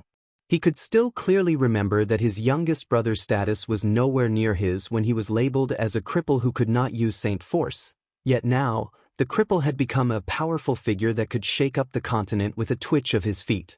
On the other hand, even after expending a large quantity of the clan's monster cores, Changyang Ku was still stuck at Great Saint Master. He had not even reached Earth Saint Master. Big brothers become a disciple of the Pure Heart Pavilion of the 10 Protector clans, while sisters become the saintess of some unknown ice god hall. Youngest brothers has become a shocking expert of the continent. He's now a Saint King. Now there's only me, Changyang Ku, without any proud achievements. I haven't even reached Earth Saint Master. Am I useless? Changyang Ku laughed at himself and became rather dejected. Of the 4 sons and daughters of the current patriarch, Changyang Ba, 3 of them had already become famed figures. There was only him who remained relatively unknown even today, which greatly affected him. Jian Chen casually conversed with the seniors of his clan before returning to his own room. Due to Jian Chen's unique status, he also received special treatment from the clan. His luxurious, palace-like residence from before had been rebuilt once more. Not only was it larger, it was even more grand and majestic. It could rival the royal palaces of kings. Jian Chen's palace-like residence had already become the symbol of the Changyang clan. It took up an entire third of the estate. The great tower created by Changyang Zhu Yunxiao and Changyang Zhu Yun had been demolished long ago. Jian Chen felt rather helpless knowing the clan rebuilt his residence. He really did not have any demand for the reconstruction of his residence. He had even learned from his mother that the reconstruction was actually suggested by the ancestor of the clan, Changyang Zhu Yunkong. He had even obtained the agreement of everyone, including Changyang Zhu Yunxiao and Changyang Zhu Yun. On that night, Jian Chen gathered in the residence with Little Fatty, Wang Yifeng, Senior, and Yun Zheng, Yang Ling, and the others. They drank together and talked about everything. Laughter echoed out constantly. Jian Chen, I've already made up my mind. Once you leave the Changyang clan, Wang Yifeng, Senior, and Yun Zheng, and I will go out to train. We'll roam the Tianyuan continent properly. Locking ourselves up and cultivating every day is like shutting ourselves from the world. It's not very helpful at all, Little Fatty drunkenly said. His resolute face had already become bright red from drinking. Jian Chen secretly nodded to that. Although Little Fatty's talent was impressive, his age was still a thing after all. He lacked legitimate experience, so roaming the Tianyuan continent would indeed be extremely beneficial to him. Du Gufeng's currently at Mercenary City, taking up the position as disciplinary elder. He's responsible for punishing the mercenaries that have done wrong. Ever since sister-in-law Yu's left with you, the management of Flame City has all fallen to Bai Lian. She's been managing the city in an orderly manner and has also raised many members of the upper echelon for management as well. Currently, the city is growing with each coming day. Together with your name, Jian Chen, many saint rulers have already been drawn over. Your great-grandfather Bai Hai's also gone with your sister Bai Lian to the city, protecting her as he watches over her cultivation. At the table, Jianchen gained some understanding of Flame City's situation from his dear friends. He both loved and felt pity for his sister Bai Lian. He knew it had been difficult for her over the years. She must have spent quite the effort for Flame City.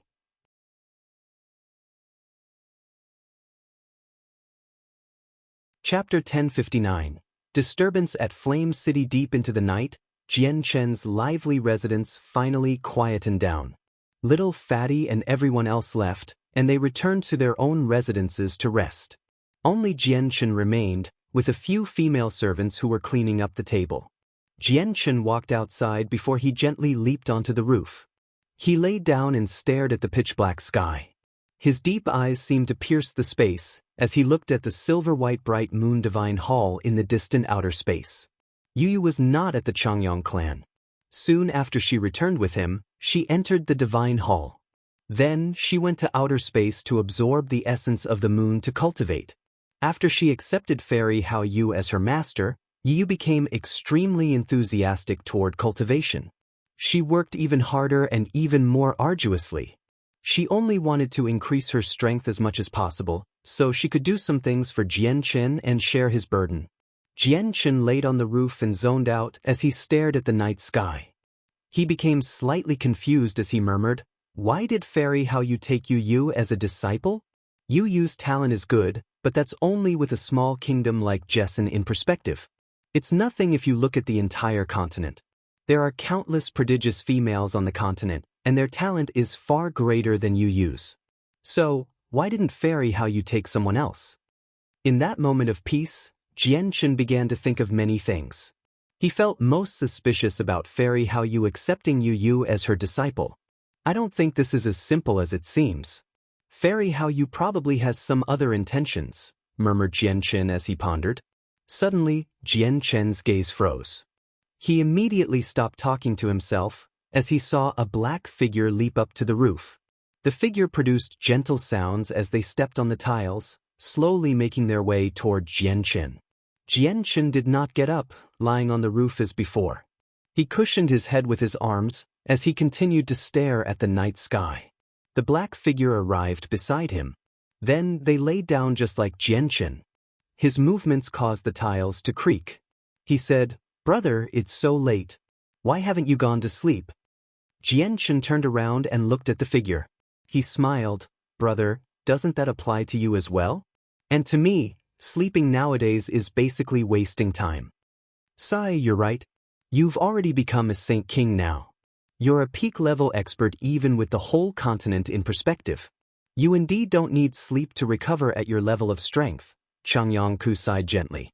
A faint sorrow filled his face. "Brother, have you been well these days?" Jianchen asked. Although Changyang had once gone against him in everything he did, that happened when they were young. Jianchen stopped bothering about it long ago, treating it as the arguments between kids. "Sai, you big brother and sister have all become great, famed people, either a supreme expert or a prodigy peak-level sex heavily favor. Only I remain unknown, a nobody. I'm still stuck at being a great Saint Master even until now, and I don't even know when I can reach Earth Saint Master. Do you think I've been well these years?" Changyang sighed. He was gloomy. Jianchen remained silent. It was true that Changyang's talent was not really extraordinary. Even with the support of a great clan, he remained at Great Saint Master and improved at a rather slow rate. Changyang suddenly sat up and wishfully looked at Jianchen. He said, "Brother, you're already a supreme figure of the continent now. I know you have extremely great abilities, so can you help me? I don't want to lie and waste any more. I don't want to become an embarrassment to big brother, sister, and you," pleaded Changyang. It was very courageous of him to say such things. Jianchen slowly sat up. "Brother, I still have some heavenly resources on me. When I go to Flame City tomorrow morning, I'll get the alchemist there to refine the resources into pills.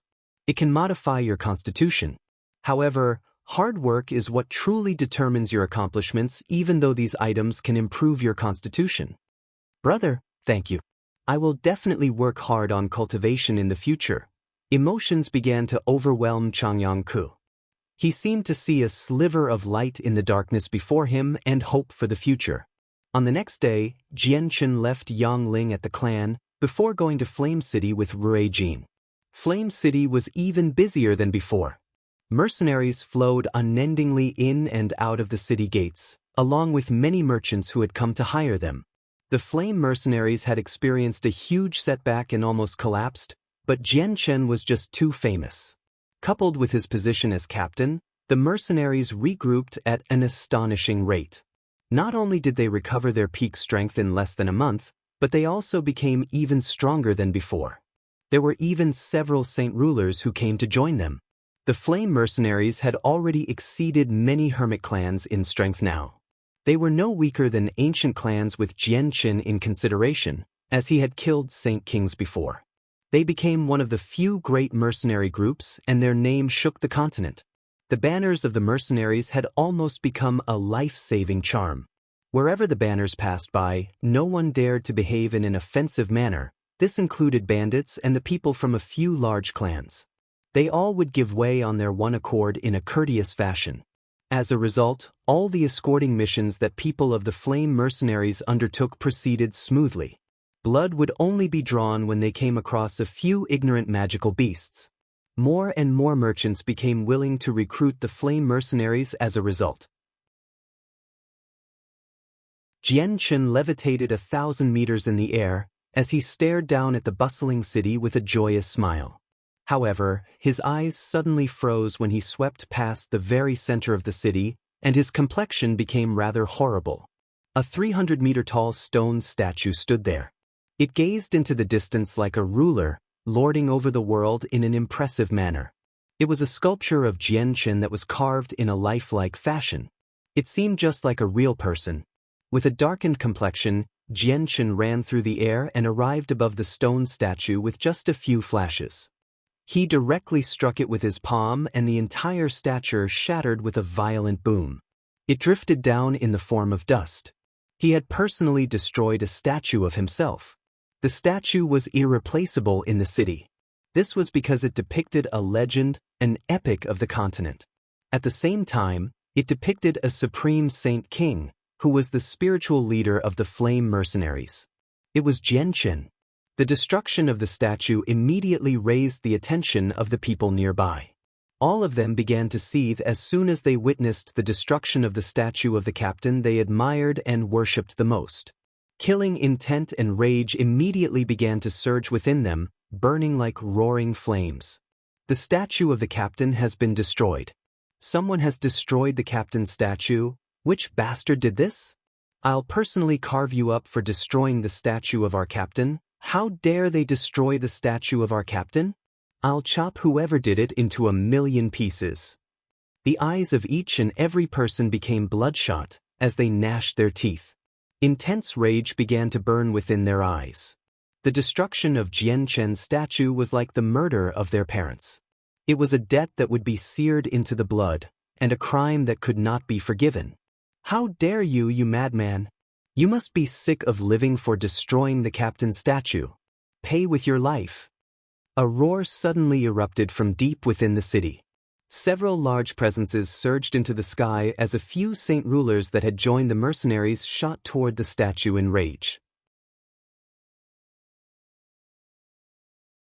Chapter 1060. The first captain. The roars from the saint rulers rang through the entire city, so everyone learned that someone had destroyed the captain's sculpture.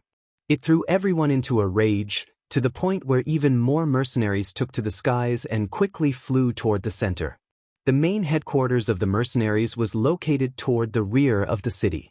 It was a palace constructed like an emperor's, and the core power of the mercenaries gathered there. The people in charge stayed in this palace.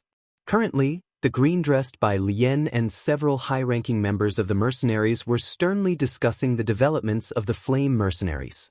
Suddenly, a shout passed through the various obstructions and resounded clearly in the room, disrupting Bai Lien's meeting with the others. Bai Lien's complexion immediately darkened when she heard that someone had destroyed the sculpture of her own brother. Her eyes shone with a chilling light. I'd like to see just who it is that dares to destroy my brother's sculpture. I definitely won't let them go so easily for acting so recklessly. Bai Lien was enraged. She slammed the desk and left despite the meeting. She strode outward with a darkened face, while the high-ranking members followed closely behind her. Jian Chen floated several hundred meters in the air at the center of the city. Jian Chen crossed his arms and leisurely watched as the saint rulers quickly approached him. By his side, Rui Jin floated expressionlessly, gazing at the obliterated sculpture from time to time. Some doubt also filled his eyes. The saint rulers all possessed surging presences as they drew their saint weapons. Then, they surrounded Jian Chen and Rui Jin. Surging energy pulsed wildly around them, which caused the surrounding space to slightly twist. They were ready for battle at any time. Who are you? Why have you destroyed Captain Jian Chen's sculpture?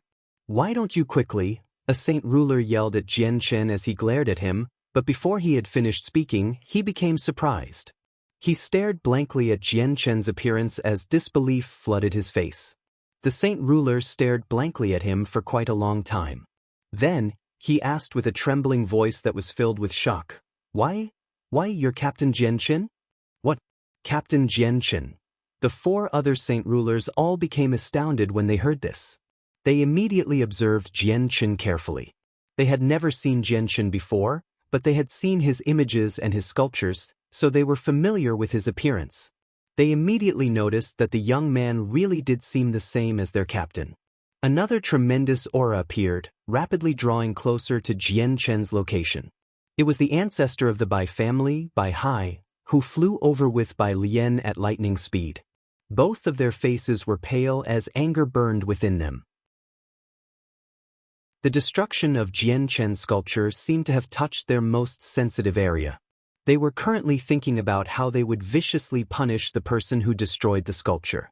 But when the 2 of them saw the saint rulers that encircled Jian Chen and Rui Jin, they became stunned as stupefaction filled their faces. A bucket of cold water seemed to extinguish their roaring flames of anger, disappearing completely. "Brother, how is it you?" Bai Lian called out. She was astonished. Bai Hai also stared at Jian Chen in stupefaction. Then, he looked at the pile of dust that was once a sculpture. He was confused. He had already learned that the person who destroyed the sculpture was his own great-grandson by now. "We greet Captain Jian Chen." The saint rulers that had arrived first finally confirmed Jian Chen's identity. Without any hesitation, they bowed and respectfully greeted Jian Chen. They were all extremely excited. Jian Chen was a legendary figure of the continent, someone that could only be heard about in stories. Even as saint rulers, they struggled to stay composed. As for their anger, it had completely disappeared long ago. Jian Chen saw Bai Lian's thin face, and his anger about the sculpture vanished in that moment.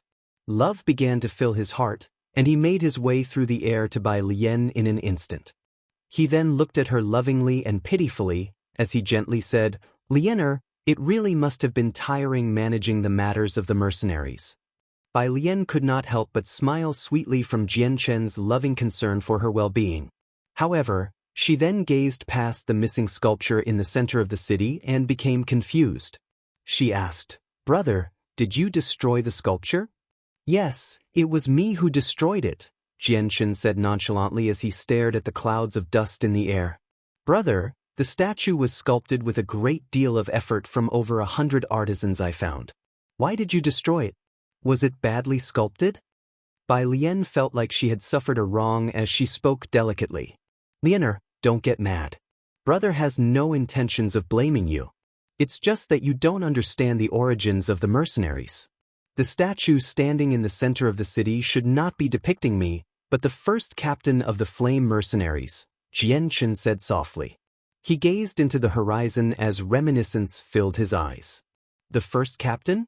Aren't you the first captain, brother?" Bai Lian became surprised as disbelief filled her face. Jian Chen shook his head. "Lianer, I am not the first captain of the flame mercenaries. The first captain was called Kendall. I'm only the second." The matters from the past flashed through Jian Chen's head like a movie. Jian Chen thought back to the days where he wandered the magical Beast Mountain range with the members of the Flame Mercenaries. He could still remember clearly that many years ago, the Flame Mercenaries faced the pursuit of a Class 5 Golden Fur Tiger King. In the end, everyone died to it except him, including the first captain, Kendall. Kendall's greatest wish was for the Flame Mercenaries to become the greatest and most powerful mercenary group on the Tianyuan continent. As a result, Jianchen took up the great aspiration of expanding the Flame Mercenaries in order to complete Kendall's wish. Back then, when he became the second captain of the Flame Mercenaries, he was alone. Afterward, Ming Dong joined. Now, after so many years, the mercenary group had expanded from its initial, nameless state to something that could shake up the continent. Brother, who is the first captain of the Flame Mercenaries? Why haven't I heard a single thing about him after staying so long in the Flame Mercenaries? Bai Lian asked. Jianchen sighed gently. He died many years ago. With that, Jianchen suddenly grabbed at the ground with his two hands. The ground at the center of the city quickly began to move, and the soil surged rapidly into the air. It climbed higher and higher.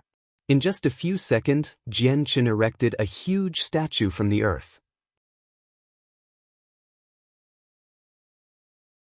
Chapter 1061. Exploring the tungsten alloy deposit. Once more all the mercenaries and merchants stared at the huge statue in shock as it had grown from the ground. Many of them became confused. The statue had completely replaced Jianchen's sculpture, but it depicted another person. It was an honest-looking middle-aged man who seemed to be in his 40s. He was the first captain of the Flame Mercenaries, as well as the founder, Kendall. Jianchen stared at the familiar face with mixed emotions as reminiscence filled his eyes. He would never forget how Kendall looked. He was like a scorching brand that had been deeply imprinted into the depths of Jianchen's head. He could not forget him even if he wanted, and even though so many years had passed, he could recall it before his eyes exactly like when it happened. The statue that had grown from the ground was created by Jianchen using his own abilities by taking control of the earth and then modifying it match the Kendall from his memories. This was not an extravagant expenditure. As long as one was a saint ruler that could control earth-attributed saint force, it could easily be achieved. However, Kendall's statue was still very fragile after its creation, and it lacked a certain charm.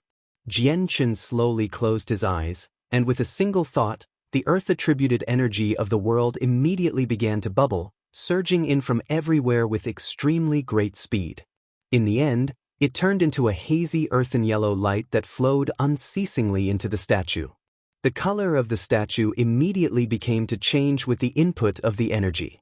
It began to whiten at a visible rate, the soft soil turning to tough stone, becoming harder and harder.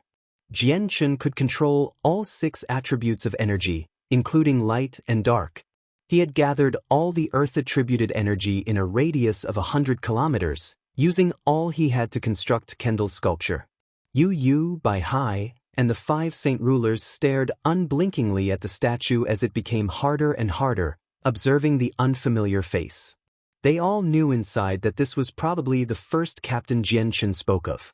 Although the statue at the center of the city, which represented the glory of Flame City, had completely changed, they dared not voice any objections even as high-ranking members. This was all what Jianchen decided, and Jianchen's status in the mercenaries was irreplaceably high. Even Bai Lian, in charge of managing the mercenaries, could not object. Jianchen had basically become a god to every member of the mercenaries. He was the pillar of mental support for the entire group. A single casual sentence from him was like an edict from God himself. More and more people gathered around Kendall's statue, causing it to become crowded very soon. The large square became extremely packed. Most of the people were members of the Flame Mercenaries and had come with burning rage. They wanted to brutally punish the person who destroyed Jianchen's statue. However, they could not help but become doubtful when they saw Bai Lian and the saint rulers just floating in the air, taking no action whatsoever. They sensed that this matter did not seem as severe as they had imagined, but due to the distance and where they stood, many people could not see Jianchen, so they failed to recognize him. After 10 whole minutes, the earth-attributed energy finally dispersed, and Kendall's sculpture was completed. Kendall's sculpture was currently as tough as steel. Jianchen had even left a large quantity of earth-attributed energy within the sculpture, causing its toughness to greatly increase. Even Heaven's Saint Masters would struggle to break it. Kendall's statue did not radiate with any earth-shaking aura. It seemed extremely ordinary. His honest and kind-looking face was created in a lifelike fashion by Jianchen, as if Kendall was still alive. Jianchen stood with his arms crossed as he gazed at the statue with deep emotions. He said, "Do you all see? He was the first captain of the Flame Mercenaries. His name is Kendall, and the statue that stands in the center of the city belongs to him, not me. If there was not Captain Kendall, the current Flame Mercenaries would not exist." Bai Lian and the others all stared at the statue with their full attention. Their expressions became mixed, and they remained speechless for quite some time as the information was just too astounding. At the same time, the news that Jianchen's statue had been changed spread through the entire city like wildfire. It caused a huge commotion, causing people to discuss it everywhere and at all times. Jianchen stayed there for a while, before returning to the palace in Flame City.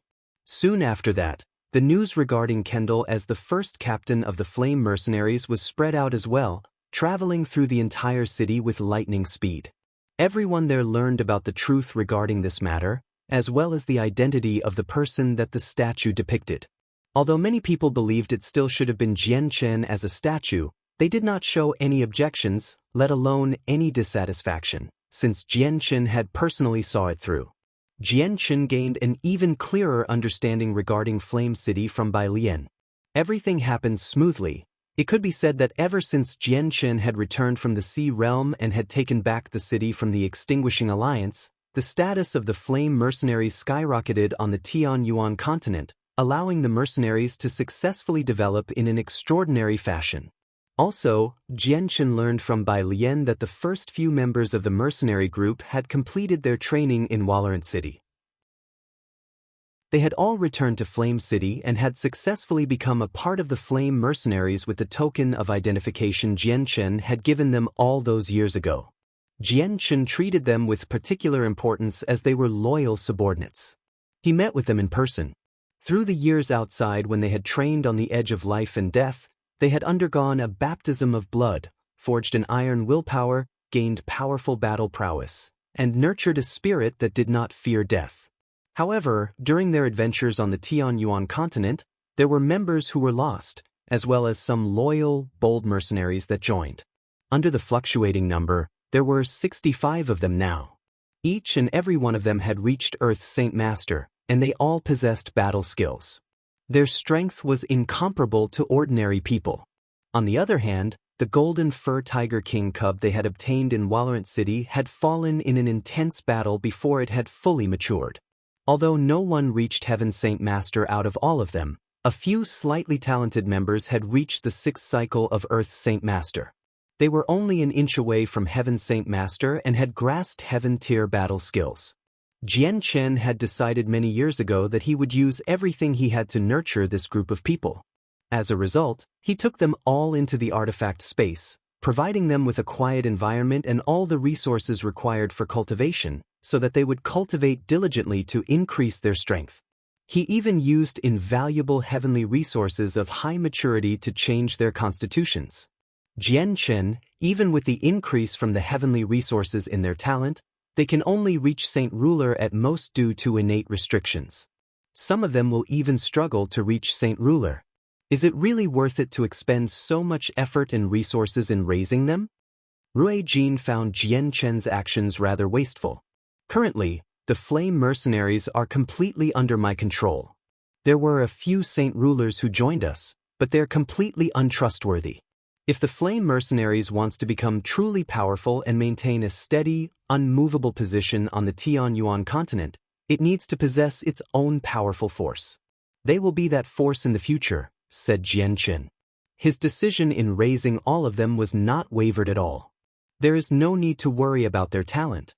There may be limits in what 1,000-year heavenly resources can change, but 10,000-year heavenly resources will definitely be able to change them completely.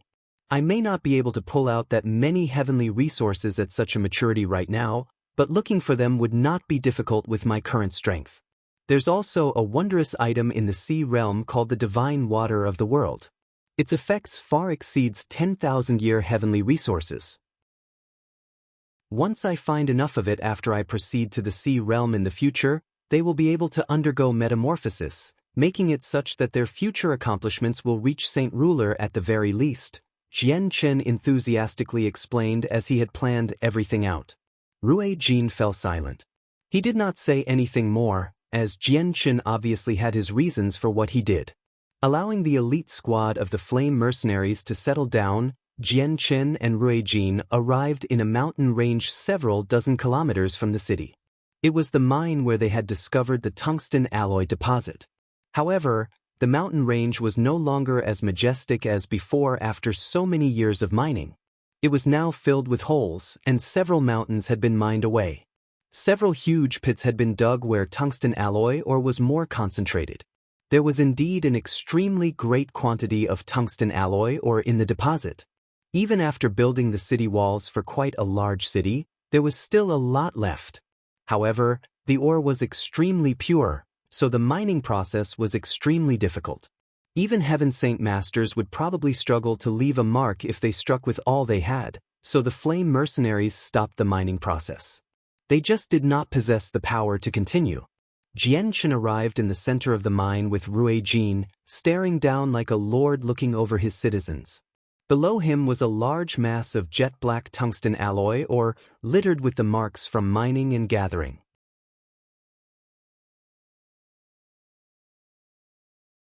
Chapter 1062. The growing metallic origin energy. Jian Chen levitated above the mountain range as he looked down in interest. He was expanding his presence fully. It quickly passed through various obstructions and entered the ground.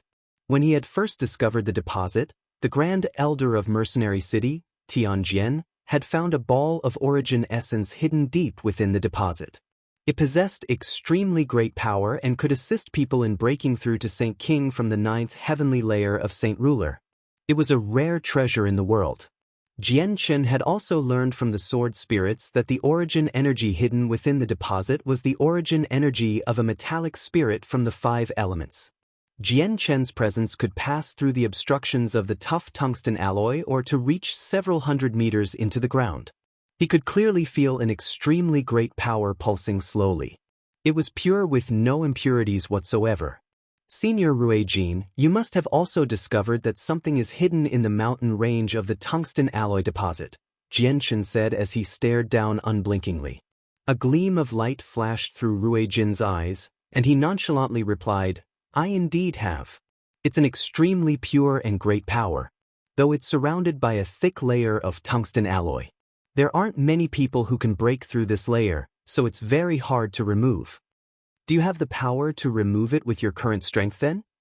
Jian Chen said. Although the origin energy of the metallic spirit was of no use to himself, he wanted to use it on other people. If you need it, I'll make an attempt at it with my sacred dragon sword, Rui Jin slowly answered. Afterward, a vast pressure began to radiate from him and the sacred dragon sword was slowly covered by a thick layer of white light. The terrifying energy ripples caused the surrounding space to distort, showing signs of shattering apart. The origin energy of the metallic spirit is much greater than before. It's actually growing. Master, get Rui Jin to stop immediately. What he's doing will destroy it. Zi Ying's voice suddenly rang through Jian Chen's head. The sacred dragon sword was already lifted high up, Rui Jin was just about to cleave down. Senior Rui Jin, let's wait actually. Jian Chen also reacted quickly. He immediately stopped Rui Jin, before concentrating on his sea of consciousness to converse with the sword spirits. Master, this ball of metallic origin energy is rapidly growing. If it has enough time, it will become even stronger and even gain self-awareness. It will grow into a spirit and become something like the barrier spirit of Mercenary City. Taking it out now would be destroying it no doubt, Ziying explained. Surprise flashed through Jian Chen's eyes. Pausing for a while in thought, he then said, how long would it roughly need to mature completely? We are unable to estimate that. It'll all depend on its rate of growth. However, the origin energy will become more powerful with time. Once it gains self-awareness, it will morph into a spirit. It will be richly endowed with talent and can cultivate at a heaven-defying rate. It will have great accomplishments in the future, said Ziying. The barrier spirit of Mercenary City is also a spirit born from energy. However, it came from the essence of the earth, so it's just slightly below the metallic origin energy of the 5 elements. It's a pity that the barrier spirit's innately incomplete, or her accomplishments would be far greater than right now, sighed Ziying. It's just that the chances for it to morph into a spirit are just too low. I cannot guarantee whether the origin energy will gain self-awareness or not. It'll all depend on its fortune, said Ziying. Jian Qin hesitated slightly with what the sword spirits had said, but he ended up giving up on the idea of taking the origin energy of the metallic spirit. Since it had a lot of room for growth, why not just give it some time? It would obviously be best if it could morph into a spirit, but even if it could not become self-aware, it would become even more powerful after a period of time. At that time, the benefits would be even greater if it was used to increase strength. Senior Ruijin, let's leave the origin energy a little longer. It won't be too late to remove it when we need it, Jianqin said to Ruijin. You make the decision.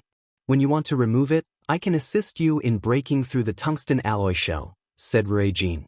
Right now, his opinion of Jianqin was rapidly rising. They had become people at similar levels of strength long ago.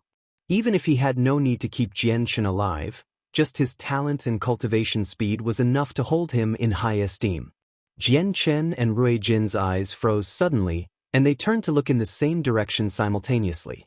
On the horizon, a faint gleam of 5-colored light appeared, causing the sky to become all colorful. It was pretty. Another person's reached Saint Ruler. By the direction, it should be quite close to Jessen Kingdom, Jianqin mumbled.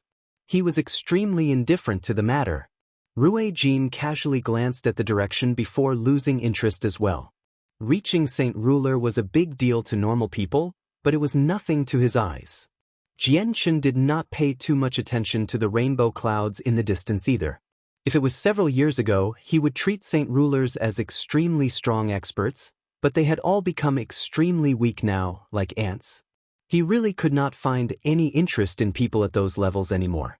Jianqin and Ruijin left the mountain range together, returning to the city. He handed a flaming jadeite had been filled with Ruijin's power to Bai Lian as a treasure to guard the city. Afterward, Jianqin summoned the 5 saint rulers that had joined the mercenaries and spoke with them. He made them swear some oaths, told them about the consequences of betrayal and so on. He then went to see Dugu Feng. He originally wanted Dugu Feng to put down what he was doing for the time being, so that he could devote all his energy into cultivation. However, Jianqin could not do anything since Dugu Feng liked his current job very much. Jianqin had basically subdued Dugu Feng like a servant back then, but he always treated Dugu Feng as a good friend in the past years. He never forced Dugu Feng to do anything, which was why Jianqin did not meddle with Dugu Feng's choice. Jianqin, the disparity between our strengths is now like the distance from the ground to the sky. I can't catch up to you no matter how hard I cultivate, so there's no longer a point for me to follow you. All I can do is stay in Flame City and help you manage some affairs. Flame City is very big, but it has developed way too fast, so there's many problems with the management since it has failed to develop at the same rate. The 2 worst areas are the rules and the discipline. If those aren't managed well, problems will happen to the mercenaries sooner or later. This was Dugufeng's explanation to Jianqin as well as his reason for taking up the position of a disciplinary elder. Jianqin stayed for another 2 days in the city before leaving with Bai Hai after handing over some matters. He returned to the Changyang clan in Lore City through a space gate from Ruijin. As soon as he returned, Changyang Zhu Yunxiao came looking for him. He called Jianqin into a conference hall while Ruijin and Bai Hai both left to rest. They did not follow him to the hall. Jianqin discovered a few unfamiliar people as soon as he entered the grand hall. They were an old man and 3 women. However, the thing that surprised Jianqin was that Yu was actually present as well and not cultivating in outer space. Her complexion was not very great. Jianqin's face sank slightly when he noticed Yu's expression. He seemed to realize something before observing the 4 outsiders. The old man possessed a ruddy and sagely aura, like some old immortal. He sat there leisurely and did not speak. Jianqin had seen the old man before. He was one of the great elders of the Changyang Protector clan, a saint king at the 6th heavenly layer. One of the three women was a middle-aged beauty. She was a saint ruler while the other two ladies seemed to be in their 20s. They stood out quite a lot with their appearances as well, though they were heaven saint masters.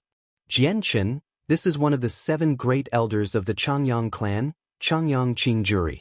He would be a great-grandfather of yours in terms of seniority, Changyang Zhu Yunxiao introduced for Jianchen. Changyang Qingjuri stared at Jianchen ever since he had come in. With Changyang Zhu Yunxiao's introduction, he immediately stood up and smiled amicably. He said, "You must be Shangtian. You really are a genius. The protector clans gained quite the glory from you. Come sit, come sit." Changyang Qingjuri treated Jianchen extremely politely. Although Jianchen was a junior by age, he did not act snobbishly. Jianchen bowed politely before taking the empty seat next to Yu. He asked politely as he looked at Yu's troubled expression, "Yue, what's happening here?" Yu was clearly relieved now that Jianchen had made it in time. She seemed to have found the person she would rely on, and much of her worries vanished. She said to Jianchen, "They want my bright moon divine hall." "What?" Jianchen's expression abruptly changed with that, taking a bad turn in complexion.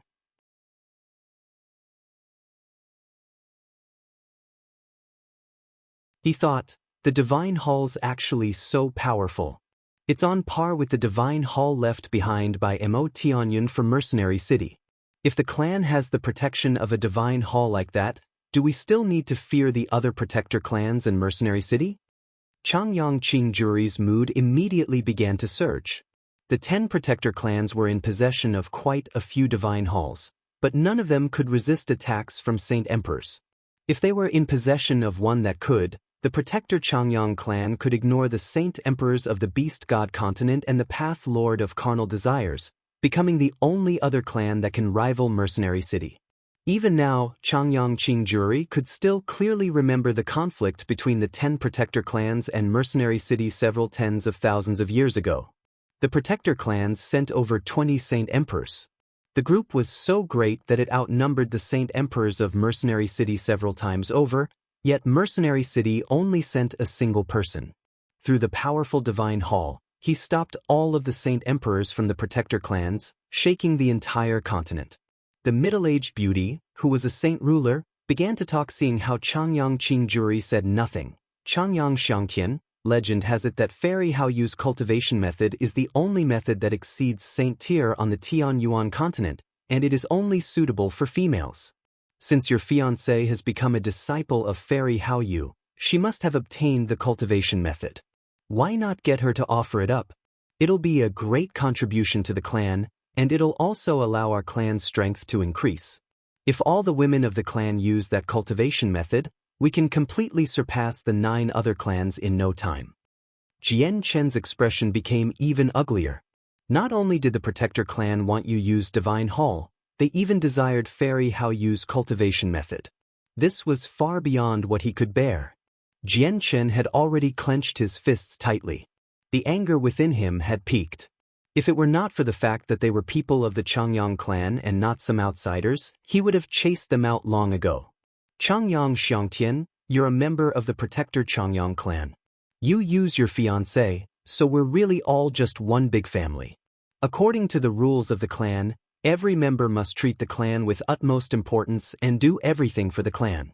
Yu's cultivation method is extremely important to the clan, so she should offer it up, continued the woman. Enough, shut up. Jianchen could not longer bear with it anymore and slammed the armrest of his chair. The powerful force turned the chair to dust. He glared at the woman and Changyang Qingjuri and coldly said, "Don't go on about clan rules and benefits for the clan before me.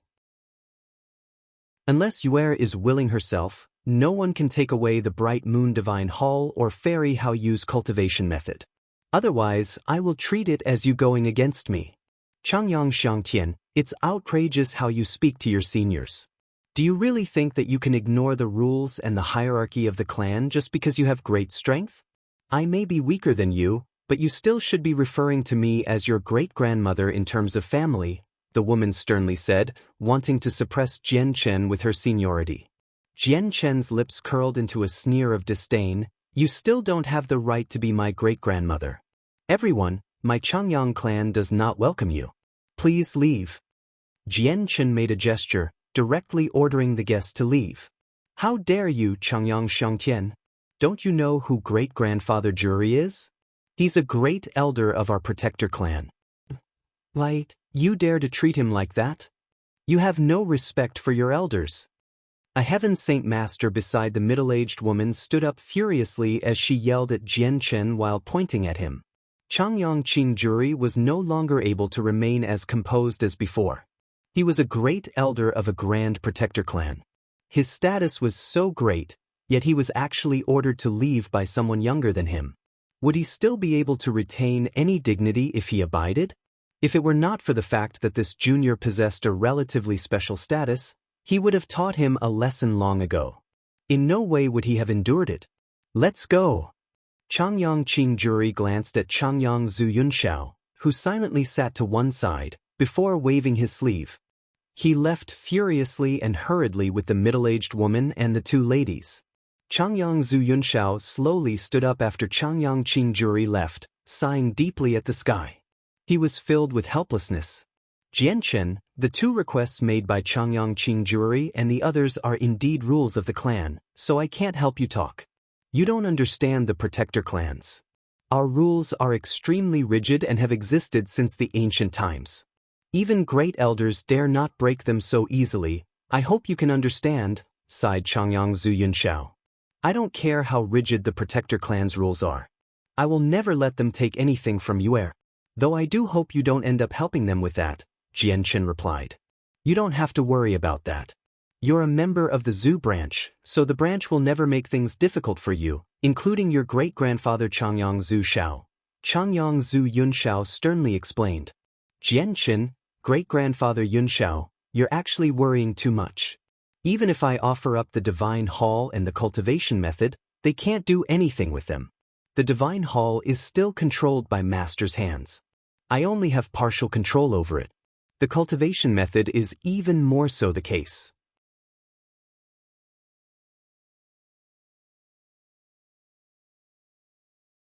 Chapter 1064. Visiting the Huanggu clan. Jian Chen left the conference hall with Yu. The two of them first visited Jian Chen's parents. During their conversation, Bai Yuntian mentioned the marriage between Jian Chen and Yu once more, but it was evaded by both of them together. Jian Chen was now in possession of enough strength to protect himself and the people around him, but there were still many matters he needed to deal with. He was in no mood to consider marriage. On the other hand, Yu now had the Bright Moon Divine Hall as well as Fairy Hao Yu's cultivation method. Right now, her only objective was to increase her strength as fast and as much as possible, devoting all her energy into cultivation. She would consider marriage once she possessed enough strength to help out Jian Chen. Bidding farewell to Bai Yuntian and Changyang Ba, Yu did not stick by Jian Chen's side for very long. She entered the Divine Hall once more, going to outer space to cultivate. Once I drop off Uncle Chang, great-grandfather Bai Hai, Yang Ling, and Senior Huang Tianba at Mercenary City, I'll go to the Protector clan immediately and get them to release great-grandfather Changyang Zhu Yunкong seal, Jian Chen thought after leaving his parents' room. The main reason why he visited Flame City last time was to take Bai Hai with him. He planned on leaving Bai Hai in Mercenary City so Xiao Ling could invoke the mysteries of the world for him to comprehend. Now it's just Senior Huang Tianba. The Huang family just happens to be rather close to here, so I'll go by myself. Jian Chen shot off like a cannonball, climbing high up into the sky with extremely great speed. He shot off in the direction of the Huang family, disappearing in the blink of an eye. He could not help but think of a flawless beauty in his head. He thought, it's been so many years. I wonder how Luaner's been. With her talent, she should have made great improvement in these years. Jian Chen immediately sped up some more after that thought. The Huang family was over 30,000 kilometers away from the Jessen kingdom. With Jian Chen's speed, he only needed 2 short hours before arriving at the beautiful mountain, abundant with energy of the world, where the Huang family resided. Jian Chen descended outside the entrance of the manor. He did not conceal his presence, so he was discovered by experts of the Huang family as soon as he arrived. Several Heaven Saint Masters immediately shot out from within. They all became surprised when they recognized Jianchen, and their stern faces immediately became replaced with smiles. They politely welcomed Jianchen into the clan. With Jianchen's current fame on the continent, almost all hermit clans had heard about him. His current level of status could not be compared to his past. The Huang family immediately became overwhelmed by Jianchen's sudden visit. Not only did the patriarch personally come out to receive him, even people of previous generations came out of seclusion. Jianchen was younger than any of them, but he was still a saint king after all. He was indisputably someone who held great power on the continent where strength determined all. Jianchen struggled a little to adapt to how everyone in the Huang family had come out to receive him. After conversing with the patriarch slightly, he cut to the chase. "Patriarch, I've come this time to find Senior Huang Tianba. May I ask where he is currently? The ancestor has always been cultivating in seclusion, and he hasn't appeared in several years already. I will bring you to him if you are looking for the ancestor," said the patriarch, before directly flying to the rear of the mountain with Jianchen and a few other experts of the clan. Very quickly, Jianchen arrived at the sword-shaped ridge where Huang Tianba stayed in seclusion. It was surrounded by a barrier, and inside stood a single old wooden hut. Descendant greets the old ancestor.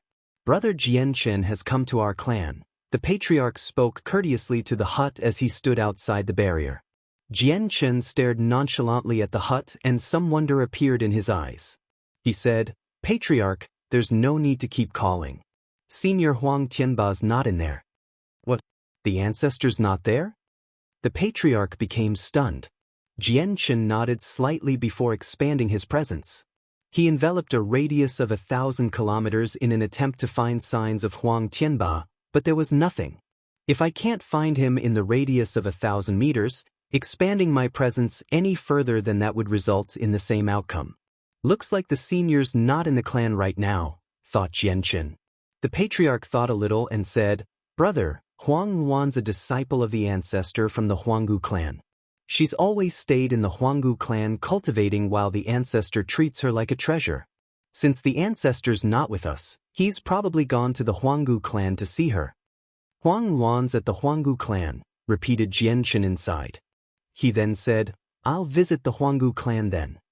Jianchen declined the patriarch's attempts to get him to stay, leaving immediately after learning where the Huanggu clan was. The Huanggu clan was located in the south, hidden in a forest that was always covered with mist and filled with magical beasts. Very few people knew about its existence. A 1,000-meter-tall tower stood in the center of the clan. That tower was the most sacred building in the clan since it was where the ancestor cultivated. A disheveled old man hung in the air of the top room in the tower. The room was completely sealed and slightly gloomy while the man was surrounded with huge, thick chains. He looked like a beggar.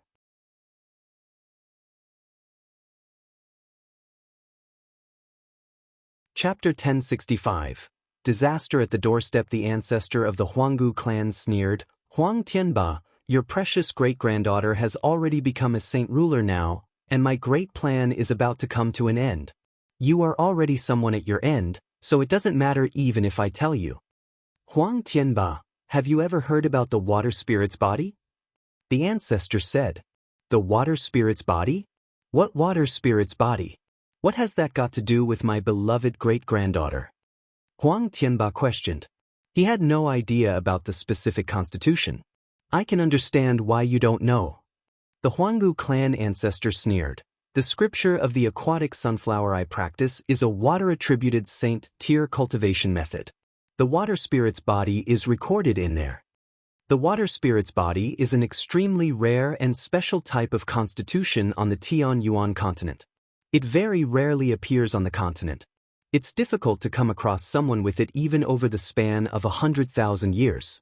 Anyone with that constitution is endowed with great talent for water-attributed cultivation methods. Not only do they improve at an astonishing speed, their future accomplishments are immeasurable. They have the potential to reach Saint Emperor." A powerful gleam of yearning began to glow in the ancestor's eyes when he mentioned Saint Emperor. "Are you saying that my great-granddaughter is in possession of this water spirit's body that you mentioned?" But what intentions do you have by taking her in as your disciple and passing the scripture of the aquatic sunflower to her? Huang Tianba's eyes shone with interest as he stared tightly at the Huanggu clan ancestor. Correct. That girl indeed is in possession of this rare constitution, but it has not been completely activated yet. If it were not for the wonders of the scripture of the aquatic sunflower, probably no one would have been able to discover her constitution beforehand, chuckled the Huanggu clan ancestor. You mongrel, so you want to control Wan'er and turn her into a puppet of your clan. Huang Tianba became enraged. He struggled furiously against the chains as he hung in mid-air, producing clanking sounds. Control? I've spent so much effort, and even passed the scripture of the aquatic sunflower to that girl. It's not going to be as simple as controlling her.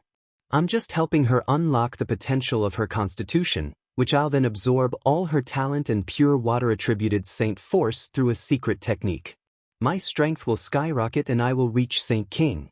At the same time, I will have hopes of reaching Saint Emperor in the future. The ancestor's eyes burned with greed. You bastard, you won't succeed. My great-granddaughter is Jian Chen's woman.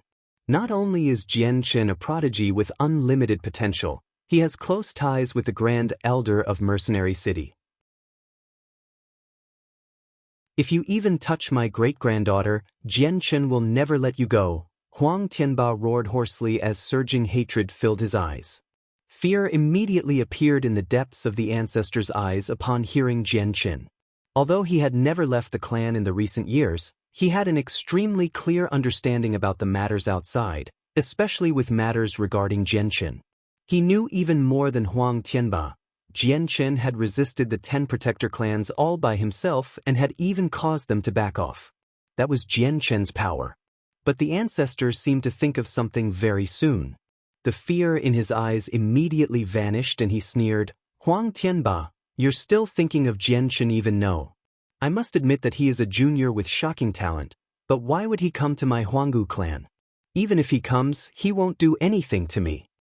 His lips curled into a sinister smile. After all, your beloved great-granddaughter has already reached Saint Ruler successfully. All her potential has been completely unlocked. I'll go find her right now, and very soon, there will be one more Saint King on the continent. No matter how great Jian Chen's abilities are, it's impossible for him to learn about what is happening here. You mongrel, I will never let you go even if I come back as a ghost, Huang Tianba roared furiously as his body trembled violently. However, his voice lacked power. With the current circumstances, he was indeed at the mercy of the ancestor. His strength was sealed. He did not even have the power to resist. Huang Tianba, you better stay here and personally witness the birth of another Saint King, the ancestor wildly laughed, as if his future of reaching Saint King was already set in stone. The complacent smile on his face slowly vanished. However, just as he wanted to leave the room, a mighty voice suddenly rang from outside. The captain of the Flame Mercenaries, Senior Jian Chen, has come to visit the Huanggu clan. Jian Chen's voice was rather plain, but it spread out in all directions in the form of visible sound waves. Not only did it cause all of the buildings in the clan to shake slightly, it passed through various obstacles, allowing everyone to hear it extremely clearly.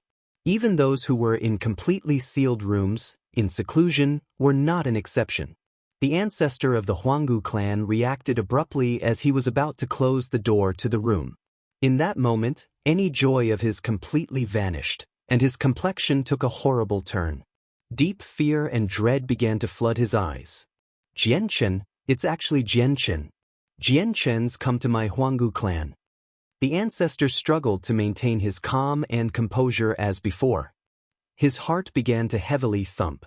In that moment, without even realizing it, he had already begun to tremble slightly. Crap, it'll be troublesome now. How has that bloody Jian Chen found his way here? Why can't he come a little later? His heart grew cold. What he dreaded the most was finally about to happen. It's brother Jian Chen. He's come. He has the support of the Grand Elder from Mercenary City. You mongrel, I'd like to see what you do now. Huang Tianba became filled with vigor once more. In that moment, he seemed to catch the glimpse of a ray of light in pure darkness. He had seen the hope of breaking out. Bang! The ancestor of the Huanggu clan slammed the door shut, as if he was afraid that Huang Tianba's voice would make it to Jian Chen's ears.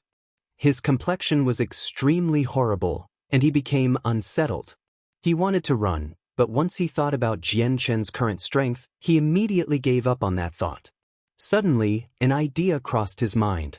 He thought, Jian Chen may have come to my clan, but he has no idea about how I've been dealing with Huang Tianba and Huang Luan. In other words, the situation still hasn't reached its worst point. I still have a sliver of hope, and I also have a final trump card to keep me alive. He immediately calmed down by quite a bit with that before quickly dismissing his thoughts. He left the tower as if nothing had happened, personally going up to welcome Jian Chen. Haha, so it's my friend Jian Chen who's suddenly paid a visit. Your fame on the continent these days is like the noon sun, just as dazzling and unstoppable. It truly is an honor for you to visit my clan. If this news breaks out, my clan's status will definitely skyrocket on the continent.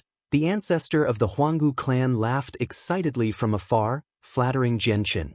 You're tuning in to the Passion Pages YouTube channel. We're so grateful for your support, and don't forget to subscribe to join us on this incredible journey through captivating stories. Your generosity through donations truly makes a world of difference, as it's the primary source of revenue that allows me to expand and enhance this channel for you. Thank you from the bottom of my heart for being a part of this adventure.